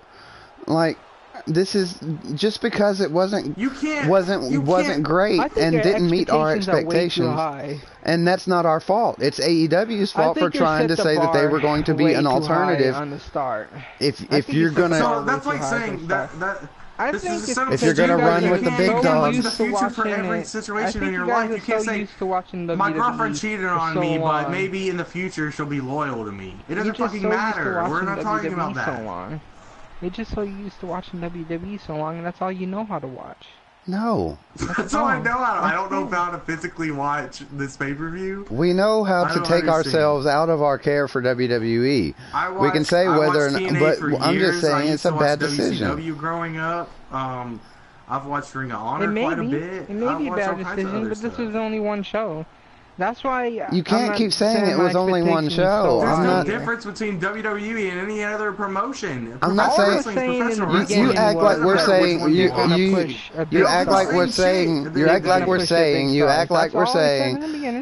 like we're saying the whole universe hinges on this one show. You're the one that said that. And now you're making it a big deal. No, it's not that big a deal. They're gonna push their big stars. That's all I said. Okay. And they didn't. Came into this and that and this and that and this and that, and you kind of set the bar really high there. How? From what you're saying. Because you're giving it too much from one show. By saying I wanted something different. Way too high. You're acting like it's a company that should have everything going and should capitalize on something. Who's to say they want to 100% capitalize on it? They're definitely not going to beat WWE. They're definitely not going to be on top of WWE in fucking 20 years from now. They're still going to be under WWE. You guys are still looking at it like they want to capitalize on WWE when they're still not going to be, no matter what the fuck they do. You act like you want it to be a B movie. It's not going to. You act like you want it to suck. It's not going to change the fact they're not going to be on top. They're not going to be on top of WWE no matter what. One little fucking show is not going to make a big difference in one day. You're getting mad at us for critiquing it because it's new. Exactly. There's nothing. There is nothing. No, we're not. We're just. It's one match that we're saying we're unhappy with the result of, and you're jumping all over us for being unhappy with the way that one thing went down. Literally, all I'm saying is that Ty Dillinger should have lasted longer in that match. That's you're judging one match, that's all I'm saying. and you're going all crazy about it. Oh, they should have had Ty Dillinger win because Ty Dillinger was treated bad. So why don't they just capitalize on Ty Dillinger being bad and just be like, ah, here WWE, we have one thing over you. No, it's not gonna make a fucking difference if they do that or not. It made a difference to me. That's what basically it made a difference to me, and this is what we're here to do: is talk about how we felt about those shows. It made a difference to me. I was personally upset. That's why I didn't want to talk about it. What do you mean? You guys are going to be all crazy about it. I don't hate AEW. I want AEW to be good. I'm not saying that you hate it, but I watched it wanting it. One single thing, one topic. You're setting the bars way too high, man. There were things that Jesus, I loved a lot of AEW.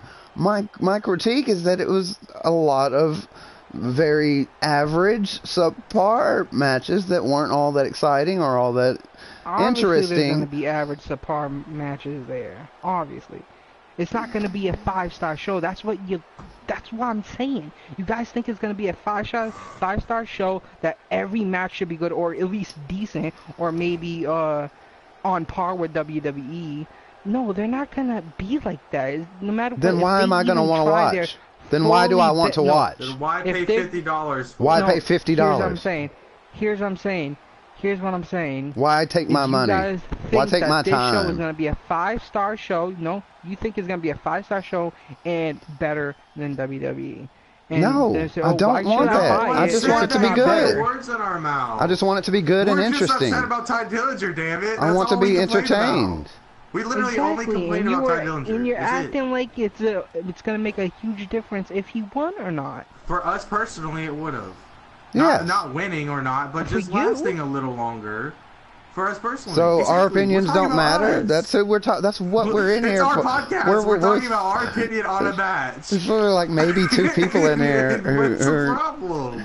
Yeah, this is what this is for. One little match makes a big difference in the entire show. To us, that's what you're saying. To us. Why? Yes. Why? Because we like Ty Dillinger.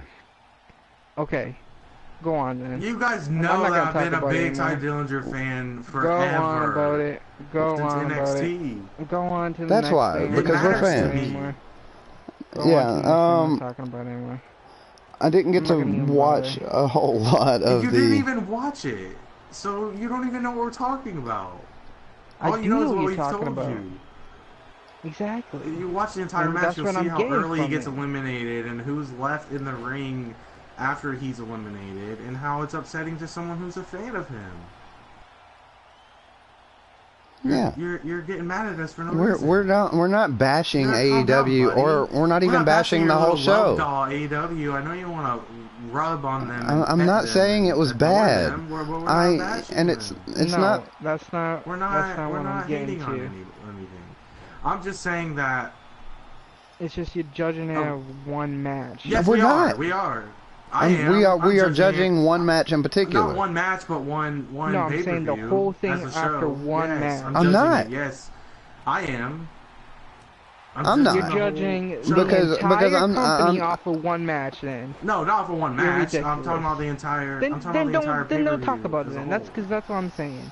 He's talking about the whole pay-per-view, not the whole company. Yeah, but I'm just talking about the match. And, I mean, the podcast, yeah, we're talking about the whole pay-per-view, but that match does not make the whole pay-per-view, and I'm not saying that. I'm not saying that my entire grade of that match would be based off of that pay-per-view. That would be a completely biased opinion, and that's not what I'm here to do.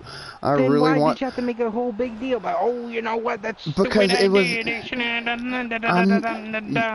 it got drawn out into something... It got drawn out into something bigger, but it was a point that I wanted to make, that I was upset with what happened with Ty Dillinger, and because I am a fan of Ty Dillinger, and I thought it was relevant to my opinion of that match.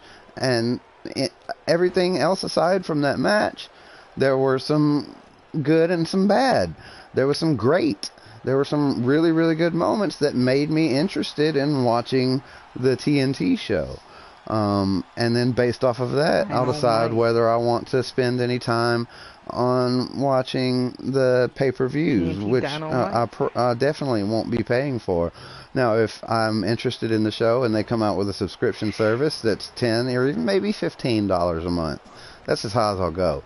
$15 a month, and it comes with all the pay-per-views. I'll do that. I'm happy to do that. If it's at least comparable to WWE in athleticism and the stuff, and I'm upset with what happened with Ty Dillinger, and if I separate everything else from that, or separate that from the rest of the show, and I gave it a grade, the grade would only be a little bit lower if I added it back in. So, I mean, it's a big deal, you know, just as a fan of Ty Dillinger, but for AEW as a whole, I'm not saying it ruins anything. I'm not saying it breaks the bank. I'm not saying AEW sucks because they didn't do what I wanted with Ty Dillinger. I get it. Maybe this, you know...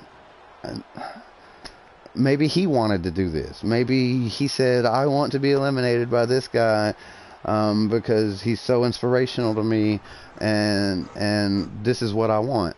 I don't know that, and I can't say for sure. I'm just saying, me personally as a fan, what I would have loved to have seen would have been Ty Dillinger and Adam Page at the very end of it, just going at it, and then Adam Page can win at that point. It's fine. But they put their two biggest draws up at the top. I'm just saying, from a logistical standpoint of trying to draw the most eyes and the most oohs and ahs and the most attention and therefore money and viewers on the TNT network, that just makes the most sense to me.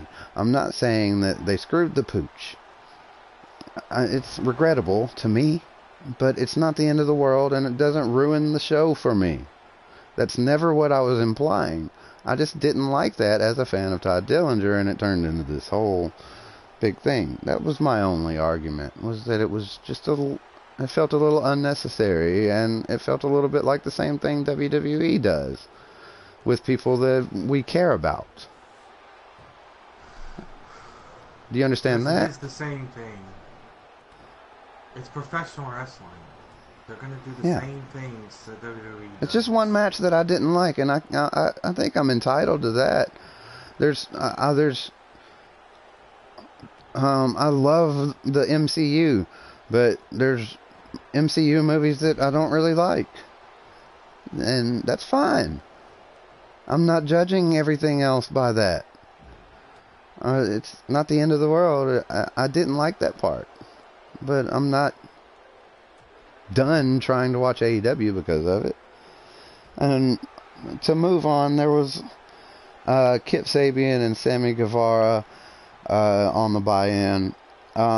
It felt a little bit like a 205 Live type of cruiserweight match. It was exciting at times, but one of those type of filler matches, and I understand they happen.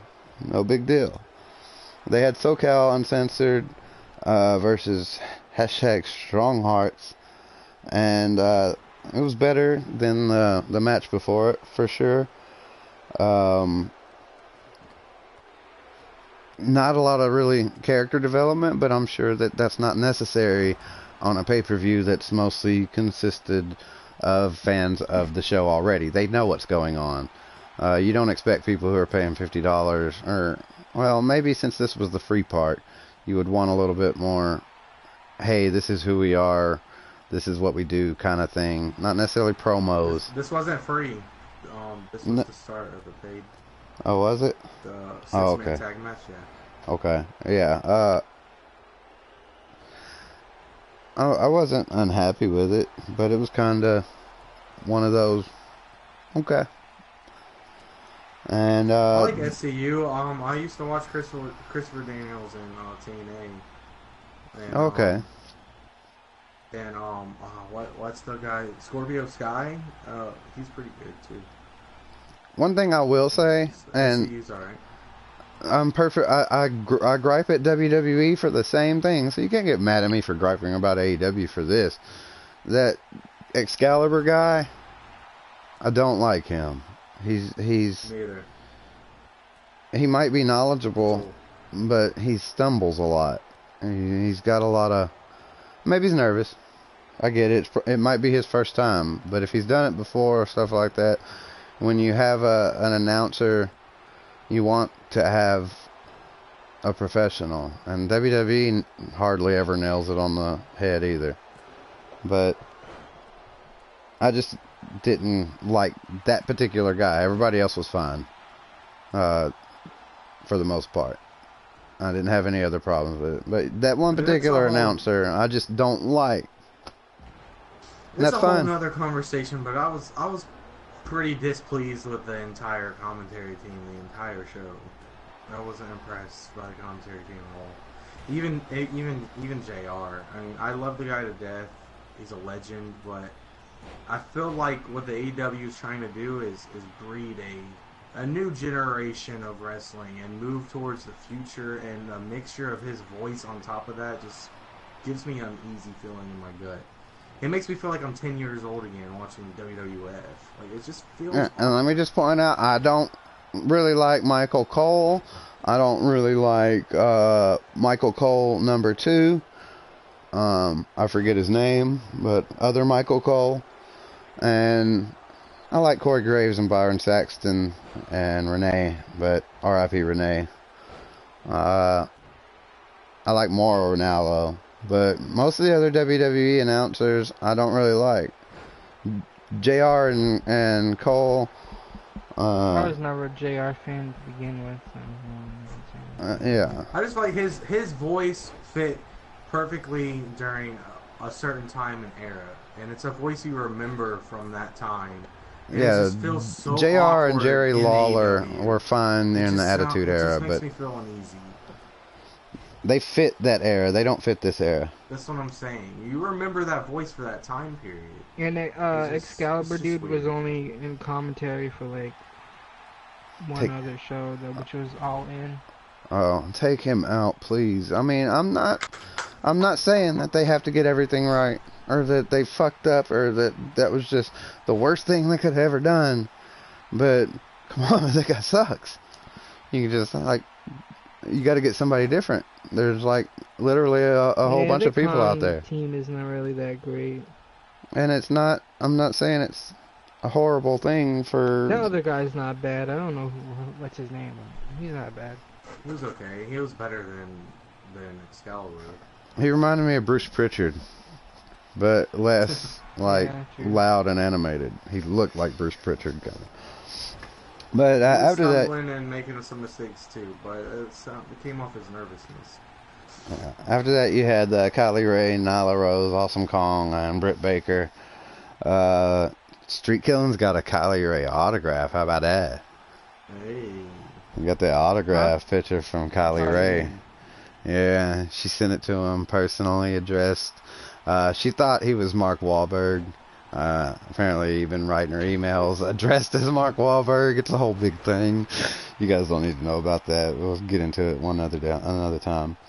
Britt Baker. That signature would be worth something if she becomes a big star. Because Britt Baker won by pinning Kylie Ray. And from the picture that I saw you send us, and like the other stuff that I saw of her, I thought she was like Bailey's age, but she's like in her late 30s. She's like a stepmom. You know who she is? Who? That's actually the Red Woman from Game of Thrones. Melisandre. 1 second she's young and beautiful, and the next second she's like 70 years old. But she was like she seems like a darker possible version of Bailey. Like she's like the all smiles on the outside, but secretly she's a bitch. You get those people like in customer service all the time. You know, they're smiling the whole time, but they're just saying so much mean shit about everybody else or something like that. You can just see like a potential for like this psychotic version personality of her, you know, coming out, where she's still like super happy, but it's like evil and menacing. But super hyper, almost ADD, excited, you know. But it's like got this evil undertone, a little bit like the Yowie Wowie thing, but a little bit different too.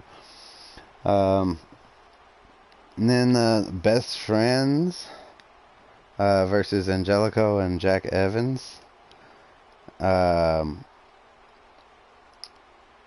There was a lot of... I watched the first few minutes of this. I didn't watch the whole thing. There was a lot of high-flying stuff and a lot of stuff to show off that style. I guess you could call it the kicks and flips type of thing. You know, it's a lot of... It's just moments. Was it good? I mean, honestly, I didn't watch it enough to even...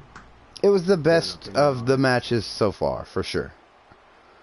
I don't have any complaints about it. I mean, everybody looked really impressive as far as, you know, the moves and stuff.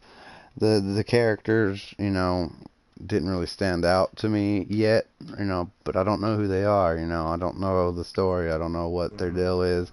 So it's hard for me to get there yet. And I'm not subtracting points for not knowing who these guys are or being invested in them yet. I'm completely detracting myself from that. But, you know, I wasn't really... I don't know who they are. I wasn't as interested in as the results. I guess, you know, you kind of pick a favorite, you know, based on who's in there. I guess the Best Friends guys, you know, kind of seemed honestly, like the second tag team, I judged them by first laying eyes on them, and I just didn't give a shit. And I should probably go back and rewatch the match. But I'm just being honest. I'm going to be honest. Well, sometimes that's how you know you judge people, you know, based off of their appearance or By how the they demeanor carry and themselves and what their charisma is. I mean, that's a big part of this business. It's having charisma and being able to make people either love you or hate you. I mean, that's how you succeed as a wrestler. So I mean, if it doesn't land for everybody, it doesn't mean it doesn't work for everyone else. You know, these guys are pretty impressive. Some people you don't care for when you first see opinion. them, and then they do amazing things. You know, who was it? There's those Oni Lorcan and Danny Burch. You know, when you first see them, you know, you're like, you got this Popeye looking dude. Yeah, and exactly. That's a great example. And then they just wow you. Or the Heavy Machinery, you know. You're like, here are these fuck nuts, and then all of a sudden, dude starts talking, and you're like, oh shit, okay, I get it. Yeah. So, after that you had, I'm gonna butcher some of these names, I'm sure. Hikaru Shida, Riho and Ryo Mizunami, Aja Kong, Yuka Sakazaki, Emi Sakura. What'd you say to me? Yeah. All kinds of bad stuff. What you call me? You call me Sakura? Sakura what up? So, No. The first three defeated the last three. There was some pops and stuff, but it was kind of sloppy. Dude, there were a lot of botches. I only have one thing to say about this. Aja Kong was so terrible. Why was she even? Because she's a legend. She's to who? All she did was stand in the middle of the ring. To all the she's a legend to the indie nerds. She didn't even do anything. I know. But yeah, and that was part of the reason this match wasn't that great. So barring 1, 2, 3, barring 3 filler matches, the rest were pretty good quality.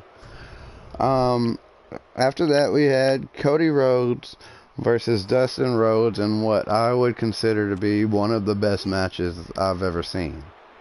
A little bit too much with the blood. I don't know if blading should still be a thing, especially if you're doing it to like extremes to try to draw like extreme reactions.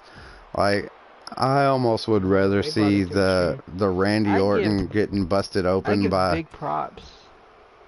I get it that it takes courage and that it's fucking, it's a gut, what the fuck, Not you know, that's courage, hard. But you're it's fucking like hardcore. Pig, I get bruh. it. I get it. It's fucking hardcore. And that's something that you don't really get in the WWE anymore. But just out of sheer concern and safety, or for safety, and like what this dude's forehead's gonna look like at the end of his career if he keeps doing this shit. Like you've seen the pictures of like the old wrestlers' foreheads. Hey, have you seen Sandman's forehead? Yes, exactly. I mean, I don't want that guy to look like that when he's 60. Dustin is 50 years old. Or he's not far from 70. 60. Exactly. He doesn't care. That's why he's like, fuck it. I'm 50 years old. Let's put my body through fucking hell. Respect. And I get it. I'm just saying, I don't know if blading has a place. I gotta go. Alright, bro. Out. I don't know if blading has a place in today's industry. I feel like if it happens naturally, fine. But we shouldn't be like intentionally cutting people just for safety reasons. I think for health and safety and people's lives and their general welfare after they're done wrestling. I don't care if they don't care anymore. Start doing some more natural bleeding though. That's fine. I'm not. I mean, it's not really. But if they do the fluorescence lights kind of matches, that'd be intense. I don't know if they're gonna do that type of shit though, like the shit that you'd see in North Japan, in New Japan Pro Wrestling. They got the fluorescence lights and then the barbed wire things. Well, who knows what they'll do. I don't know if they're gonna do that. I mean, they could if they want to. This was they're basically allowed to, but I don't know. The match was like, by the end of it, like even the ref had blood all over him. Dude, that whole fuck, there was more blood on that mat than any UFC mat I ever seen in my life. Yeah, he was literally pouring blood. It got a little Like, bit... I was a little bit it concerned was... at times. There was a few moments where the cameraman zoomed up on his face, and you could just see the blood just pouring down, drooping down into a pool. It's like, damn, look at that shit. That shit's bleeding everywhere. Yeah, Pretty intense, it man. was Pretty intense really, stuff. really good. I was really impressed. I mean, there were some moments that were like, towards the end where, there's a lot going on. I'm sure it's crazy in there. Cody sees all this blood, and they're having to still put on this amazing match. And there were, some moments where I was like, oh, that didn't quite connect the way they wanted it to, or something like that. Yeah. But it wasn't. I'm not saying that this was an A plus, a 10 out of 10. Probably a match that I'll remember watching for the rest of my life. Many props to this match. It gives me a lot of respect for Dustin Rhodes, Cody Rhodes, more for Dustin Rhodes, and a lot of respect for AEW and their ability to at least put on a good quality end of a pay-per-view. The main card, so to speak, the last 3 or 4 matches. It was During this match, I could see Cody Rhodes kind of looked over to Dustin a few times just to make sure he's not like legit passed out. And I could see he was kind of worried for his brother and doing that, and I understand that. What really got me is the end of that match, where he's like, I signed up for a match at whatever. I forgot the name of the pay-per-view. Now he goes, I need a partner, and I don't need like a friend or this or that. I need a brother. And they started hugging each other and like they were like crying and shit. oh yeah, that was pretty intense. That was pretty good. Good, like, best of the best moment. I don't know if you've ever seen that movie. Pretty good movie. Mhm. What was it? I killed your brother. I offer myself as your brother. I love best of the best. That's good shit. So one of the top matches. I mean, probably in my opinion, the best match of the night for sure. Both Interesting to Boss see thinks where it it goes. was Goldust's last match. You don't think Goldust is gonna fight one more time alongside? After But he that, doesn't have to after do that, crazy and after shit. some of the reactions that happened and some of the pops, I don't know if he can stop. No, I mean, he's gonna have to do something else. Maybe just one or two He's like gonna small have to. things, He but doesn't have to fucking bleed like it a doesn't pig have to again. match that. Just be good. Um, we had Bret Hart introducing the AEW Championship, which was interesting. Oh man, those shots fired from the guy that came out too. Oh yeah, and let's not forget about the sledgehammer shot heard around the world during Cody Rhodes' entrance, Oh yeah. where he busted the throne with a sledgehammer, and it puffed out with some smoke. Like, what was that thing filled with flour or something? No, I'm kidding. Um, that was a kind of interesting little shots fired moment, and I thought that was kind of cool. Um, at the same Even time, the thing on you're at the his same belt. time that you got to realize this is their first show. You can't judge everything by this, but at the same time, if you're not ready to stand up to WWE, don't poke the bear. I'm not. True, true. But Jericho already did that a long time ago. Yeah, I got it. So Jericho kind of ruined it for them in the first place if they didn't even want to poke the bear. So after that amazing match for the Triple A World Tag Team Champions, the Young Bucks fought the Lucha Brothers. I didn't Um, see this match. I'm gonna watch this match after the podcast because I want to see it. well, I want to fight. I can 100% say that Pentagon Jr. and Phoenix are 100% more interesting and better than, you know, anyone on the Lucha House Party. Wow, Sheep. Wow. I mean, I don't think there was ever really much hope for Sin Cara or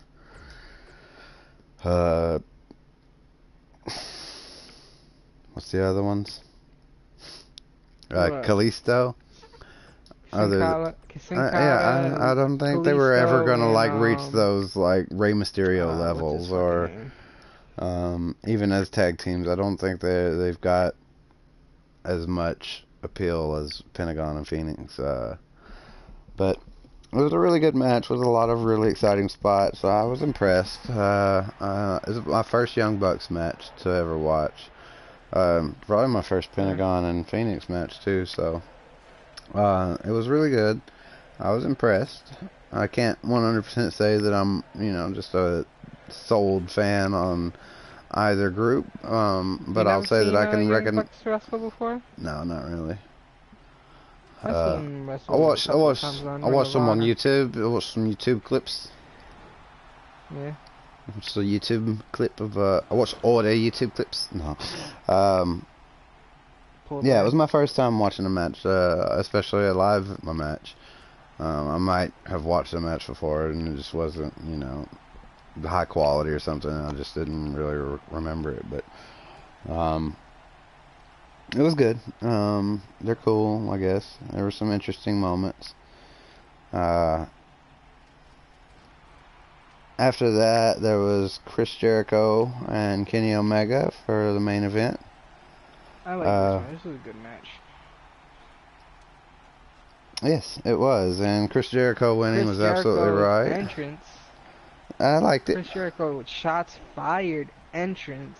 He put out the list of Jericho, and then it like kind of like flashed, and then it came out with the jacket that he wore, the light up jacket. Then it flashed, kind of like shooting shots of like, nah, I'm not using this gimmick, and then. I didn't see it that way. I saw it more as like an evolution of Jericho, like, you know.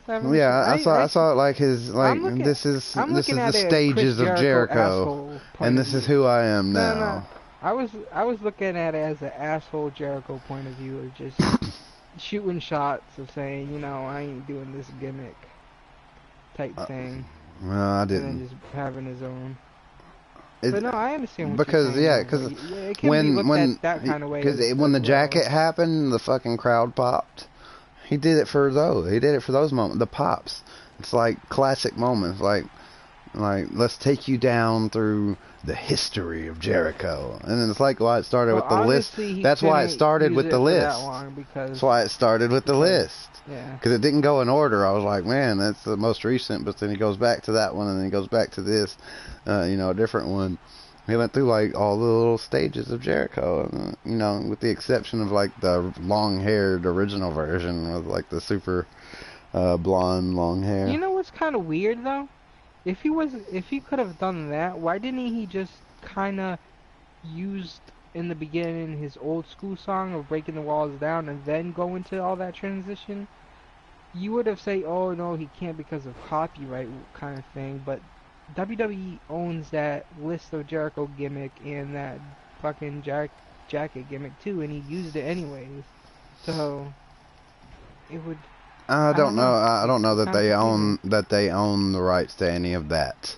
That's super specific, and I don't think they own the gimmick of the Y2J maybe. No, I don't know. They came up with that idea. You don't know. I don't know. I don't know, bro. Right. And that's why I was questioning why. WWE would be quick to sue. So, that's I mean, true. like I said, that's true. Don't give them a reason. That's why I was questioning it. And so, you know, that could be it. And then, you know, John Moxley appeared. That was the one big surprise of the night. Laid waste to everybody. Looked pretty interesting. Hopefully, you know, it means that he'll be like a champion soon or something like that. When he started walking from the crowd, everybody was fucking screaming. So we'll see what it means for Jon Moxley, and I'm really interested to see what this means for the future of Renee Young. Everybody at Soul and Street thinks she's definitely fired. Too. Yeah, I think she's gonna be fired. Because Vince is not gonna want her there when Jon Moxley's She's a spy. in WWE. She's a spy. Yeah, she's a spy. And if Jon Moxley becomes champion, she's a spy for the champion of the show. Oh, hell no. Yeah. But, like, what, I mean, I just want, you know, what if this was, like, her dream gig? She's, like, making more money than she's ever made in her life. Or probably had potential to make. Or ever thought she could make. And now her husband's fucking it all up. Just because he wants to go and... No. I think they already knew this, though. I think they already knew this from the start.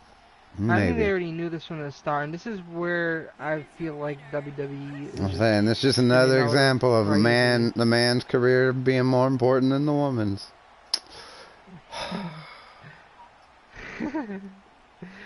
Dean Ambrose is sexist. Oh, wait, you're talking about Becky Lynch, the man that's going to win the 24/7 title? I think that would be great. That'd be funny as fuck. She's going to win it. I guarantee she'll win the 24/7 championship. I thought it'd be funny if Mela turned on R-Truth. And won it? Yeah. I could see that too. That'd be great. That'd be great. Don't bother starting up another match. Great. Because there's not much else to talk about. Not really. I do still argue that the pay-per-view model is not good. Shouldn't happen. Huh? Say that again? They shouldn't be doing it on pay-per-view. They should be doing. What? They should be doing these either free for everyone. The pay-per-view things, the big shows, they should either be completely free, or they should be like a subscription model on anything. Like they just sold out the show for 4 minutes. In 4 minutes, they sold 18,000. What is it? 18,000 tickets they sold out. I think it was 18,000 tickets they sold out in 4 minutes. But this is their first show, so who would see about their next pay-per-view? Is it gonna sell just as well? Probably not. Is it gonna sell at all? Probably. Who knows? We still have. It's gonna be, like I said in the beginning, it's gonna be a long year for AEW and WWE. It's gonna be a long year. A very long year. You there? Yeah, I'm just trying to find out. I just wonder how many pay-per-views they sold. Oh, no data yet. Yeah, how many pay-per-views they sold? How many people paid $50? How many individual $50 payments they got?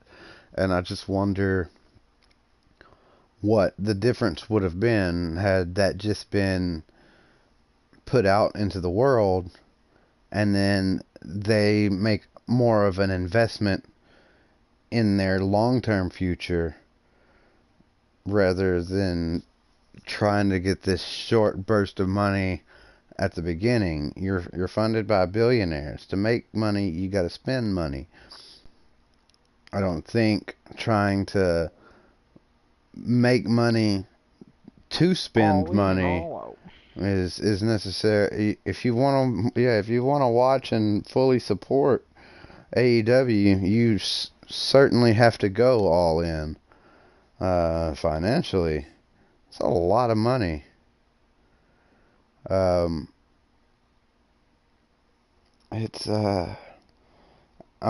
think you could make more by attracting a larger audience and then having a subscription model.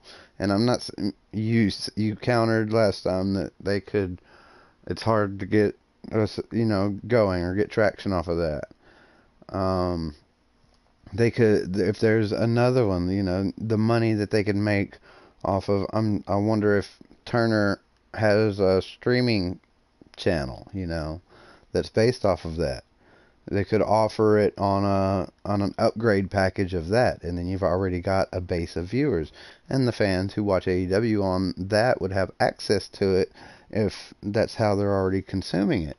So I mean, I'm saying that it's entirely reasonable and possible and logistically sound for them to have a subscription based model and think long term as opposed to short term, because I'm sure a lot more casual fans would pay $10 a month than hardcore fans would pay 50. I just want to see how their weekly shows turn out. I do too.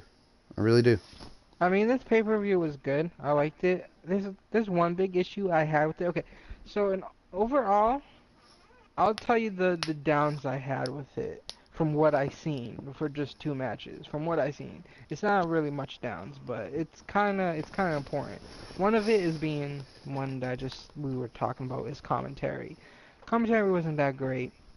Other than that, I think the announcers, the ref, from what I see, did a good job. They had a good performance of their own. The wrestlers that I seen did really well. Obviously, it was only 2 matches, like I said. Um, I'm not judging this entirely for the entire show, but from what I seen is what I'm saying. But one issue I had the most is the cameramen. Not the production of the cameraman, well, kinda, but they need to cut off the cameraman's mic when they switch over to the cameraman. Because they have the cameraman's mic on, and you can hear them coughing, you can hear them saying, ooh, or saying some kind of reaction. And you can hear that in the back. You don't want to hear that in the background.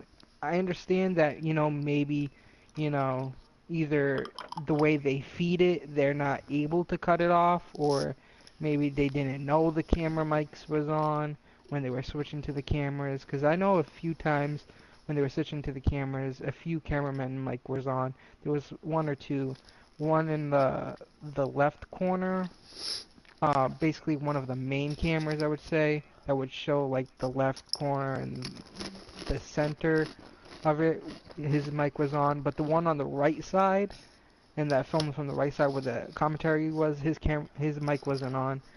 But they need to really make sure for their next show or whatever that they turn those mics off, because you don't want to hear them cough, you don't want to hear them say this and that, and like underneath their breath and shit. It really bothered me because it's like, alright, you guys shouldn't do this because it's not really that professional. Yeah. But other than that, the production and the setup that they had, from what I've seen, the filming wasn't bad. It was good. I mean, it wasn't no indie filming where everything was like fucking shaky and fucking not high quality and shit like that. But it was good. It was good. It was pretty good production. Yeah. If I had to give like, here's what I want to point out. If I graded it only on the last 3 matches, it would be an A+ for sure. If I include everything else, it's like a B+. Mm-hmm. So, I mean, was it better than WWE pay-per-view production-wise? No. Wait, but hold it's up. not supposed to be. Can I explain something? Can I ask something? I should have asked Soul this too when he was here. He'll probably say no, or I don't know. You probably would say no as well. But some people will see this as a follow-up to Money in the Bank. How would you compare this to Money in the Bank?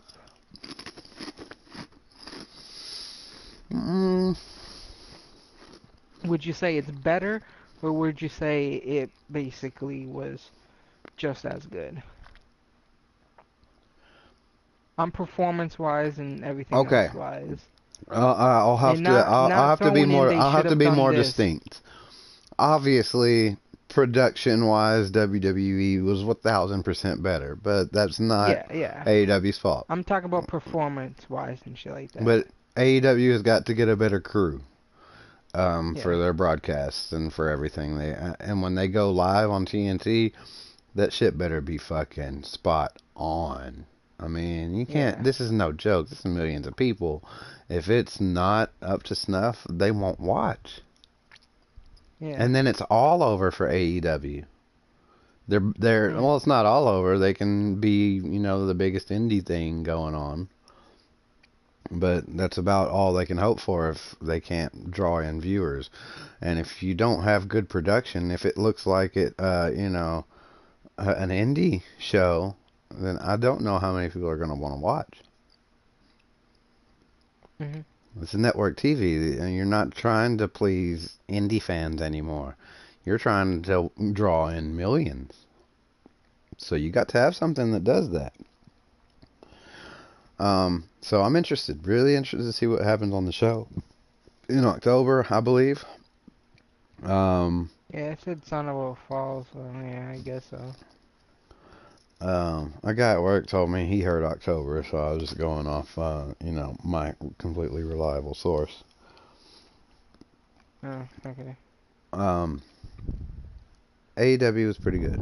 I would say it was performance-wise, like talent-wise, in the matches. Like, I saw 2 matches that were, well, the Kenny Omega Jericho match was good, but it didn't make me just think that Kenny Omega is the best wrestler in the world. Yeah, obviously. Like a lot of people, make him out to be. But, he's wrestling, Chris Jericho, who's also, a really well-respected worker, but, getting a little older. But they put on a hell of a match. And completely respected, A plus for performance and performance, not necessarily for being groundbreaking in the moves that they did or anything like that, but for putting on a good performance, like acting wise, not so much necessarily athletic wise. Good stuff. Liked it. All like it. Oh, like it. So are you gonna try to watch the rest of it? Yeah, I'm gonna try to watch the Young Bucks match. That's it? Yeah, I guess so. I don't have much time, so I'll watch that and probably something else. Okay. Well, Tomorrow I'll guys. probably watch the other shit tomorrow. I gotcha. It's been a pretty interesting podcast. Got a little heated there. Had some started some bitter rivalries over here. Some bitter rivalries. Yeah. All right, guys. We'll catch us next week. Same time, same network. You know how it is. That Wrasslin podcast every Sunday. Peace.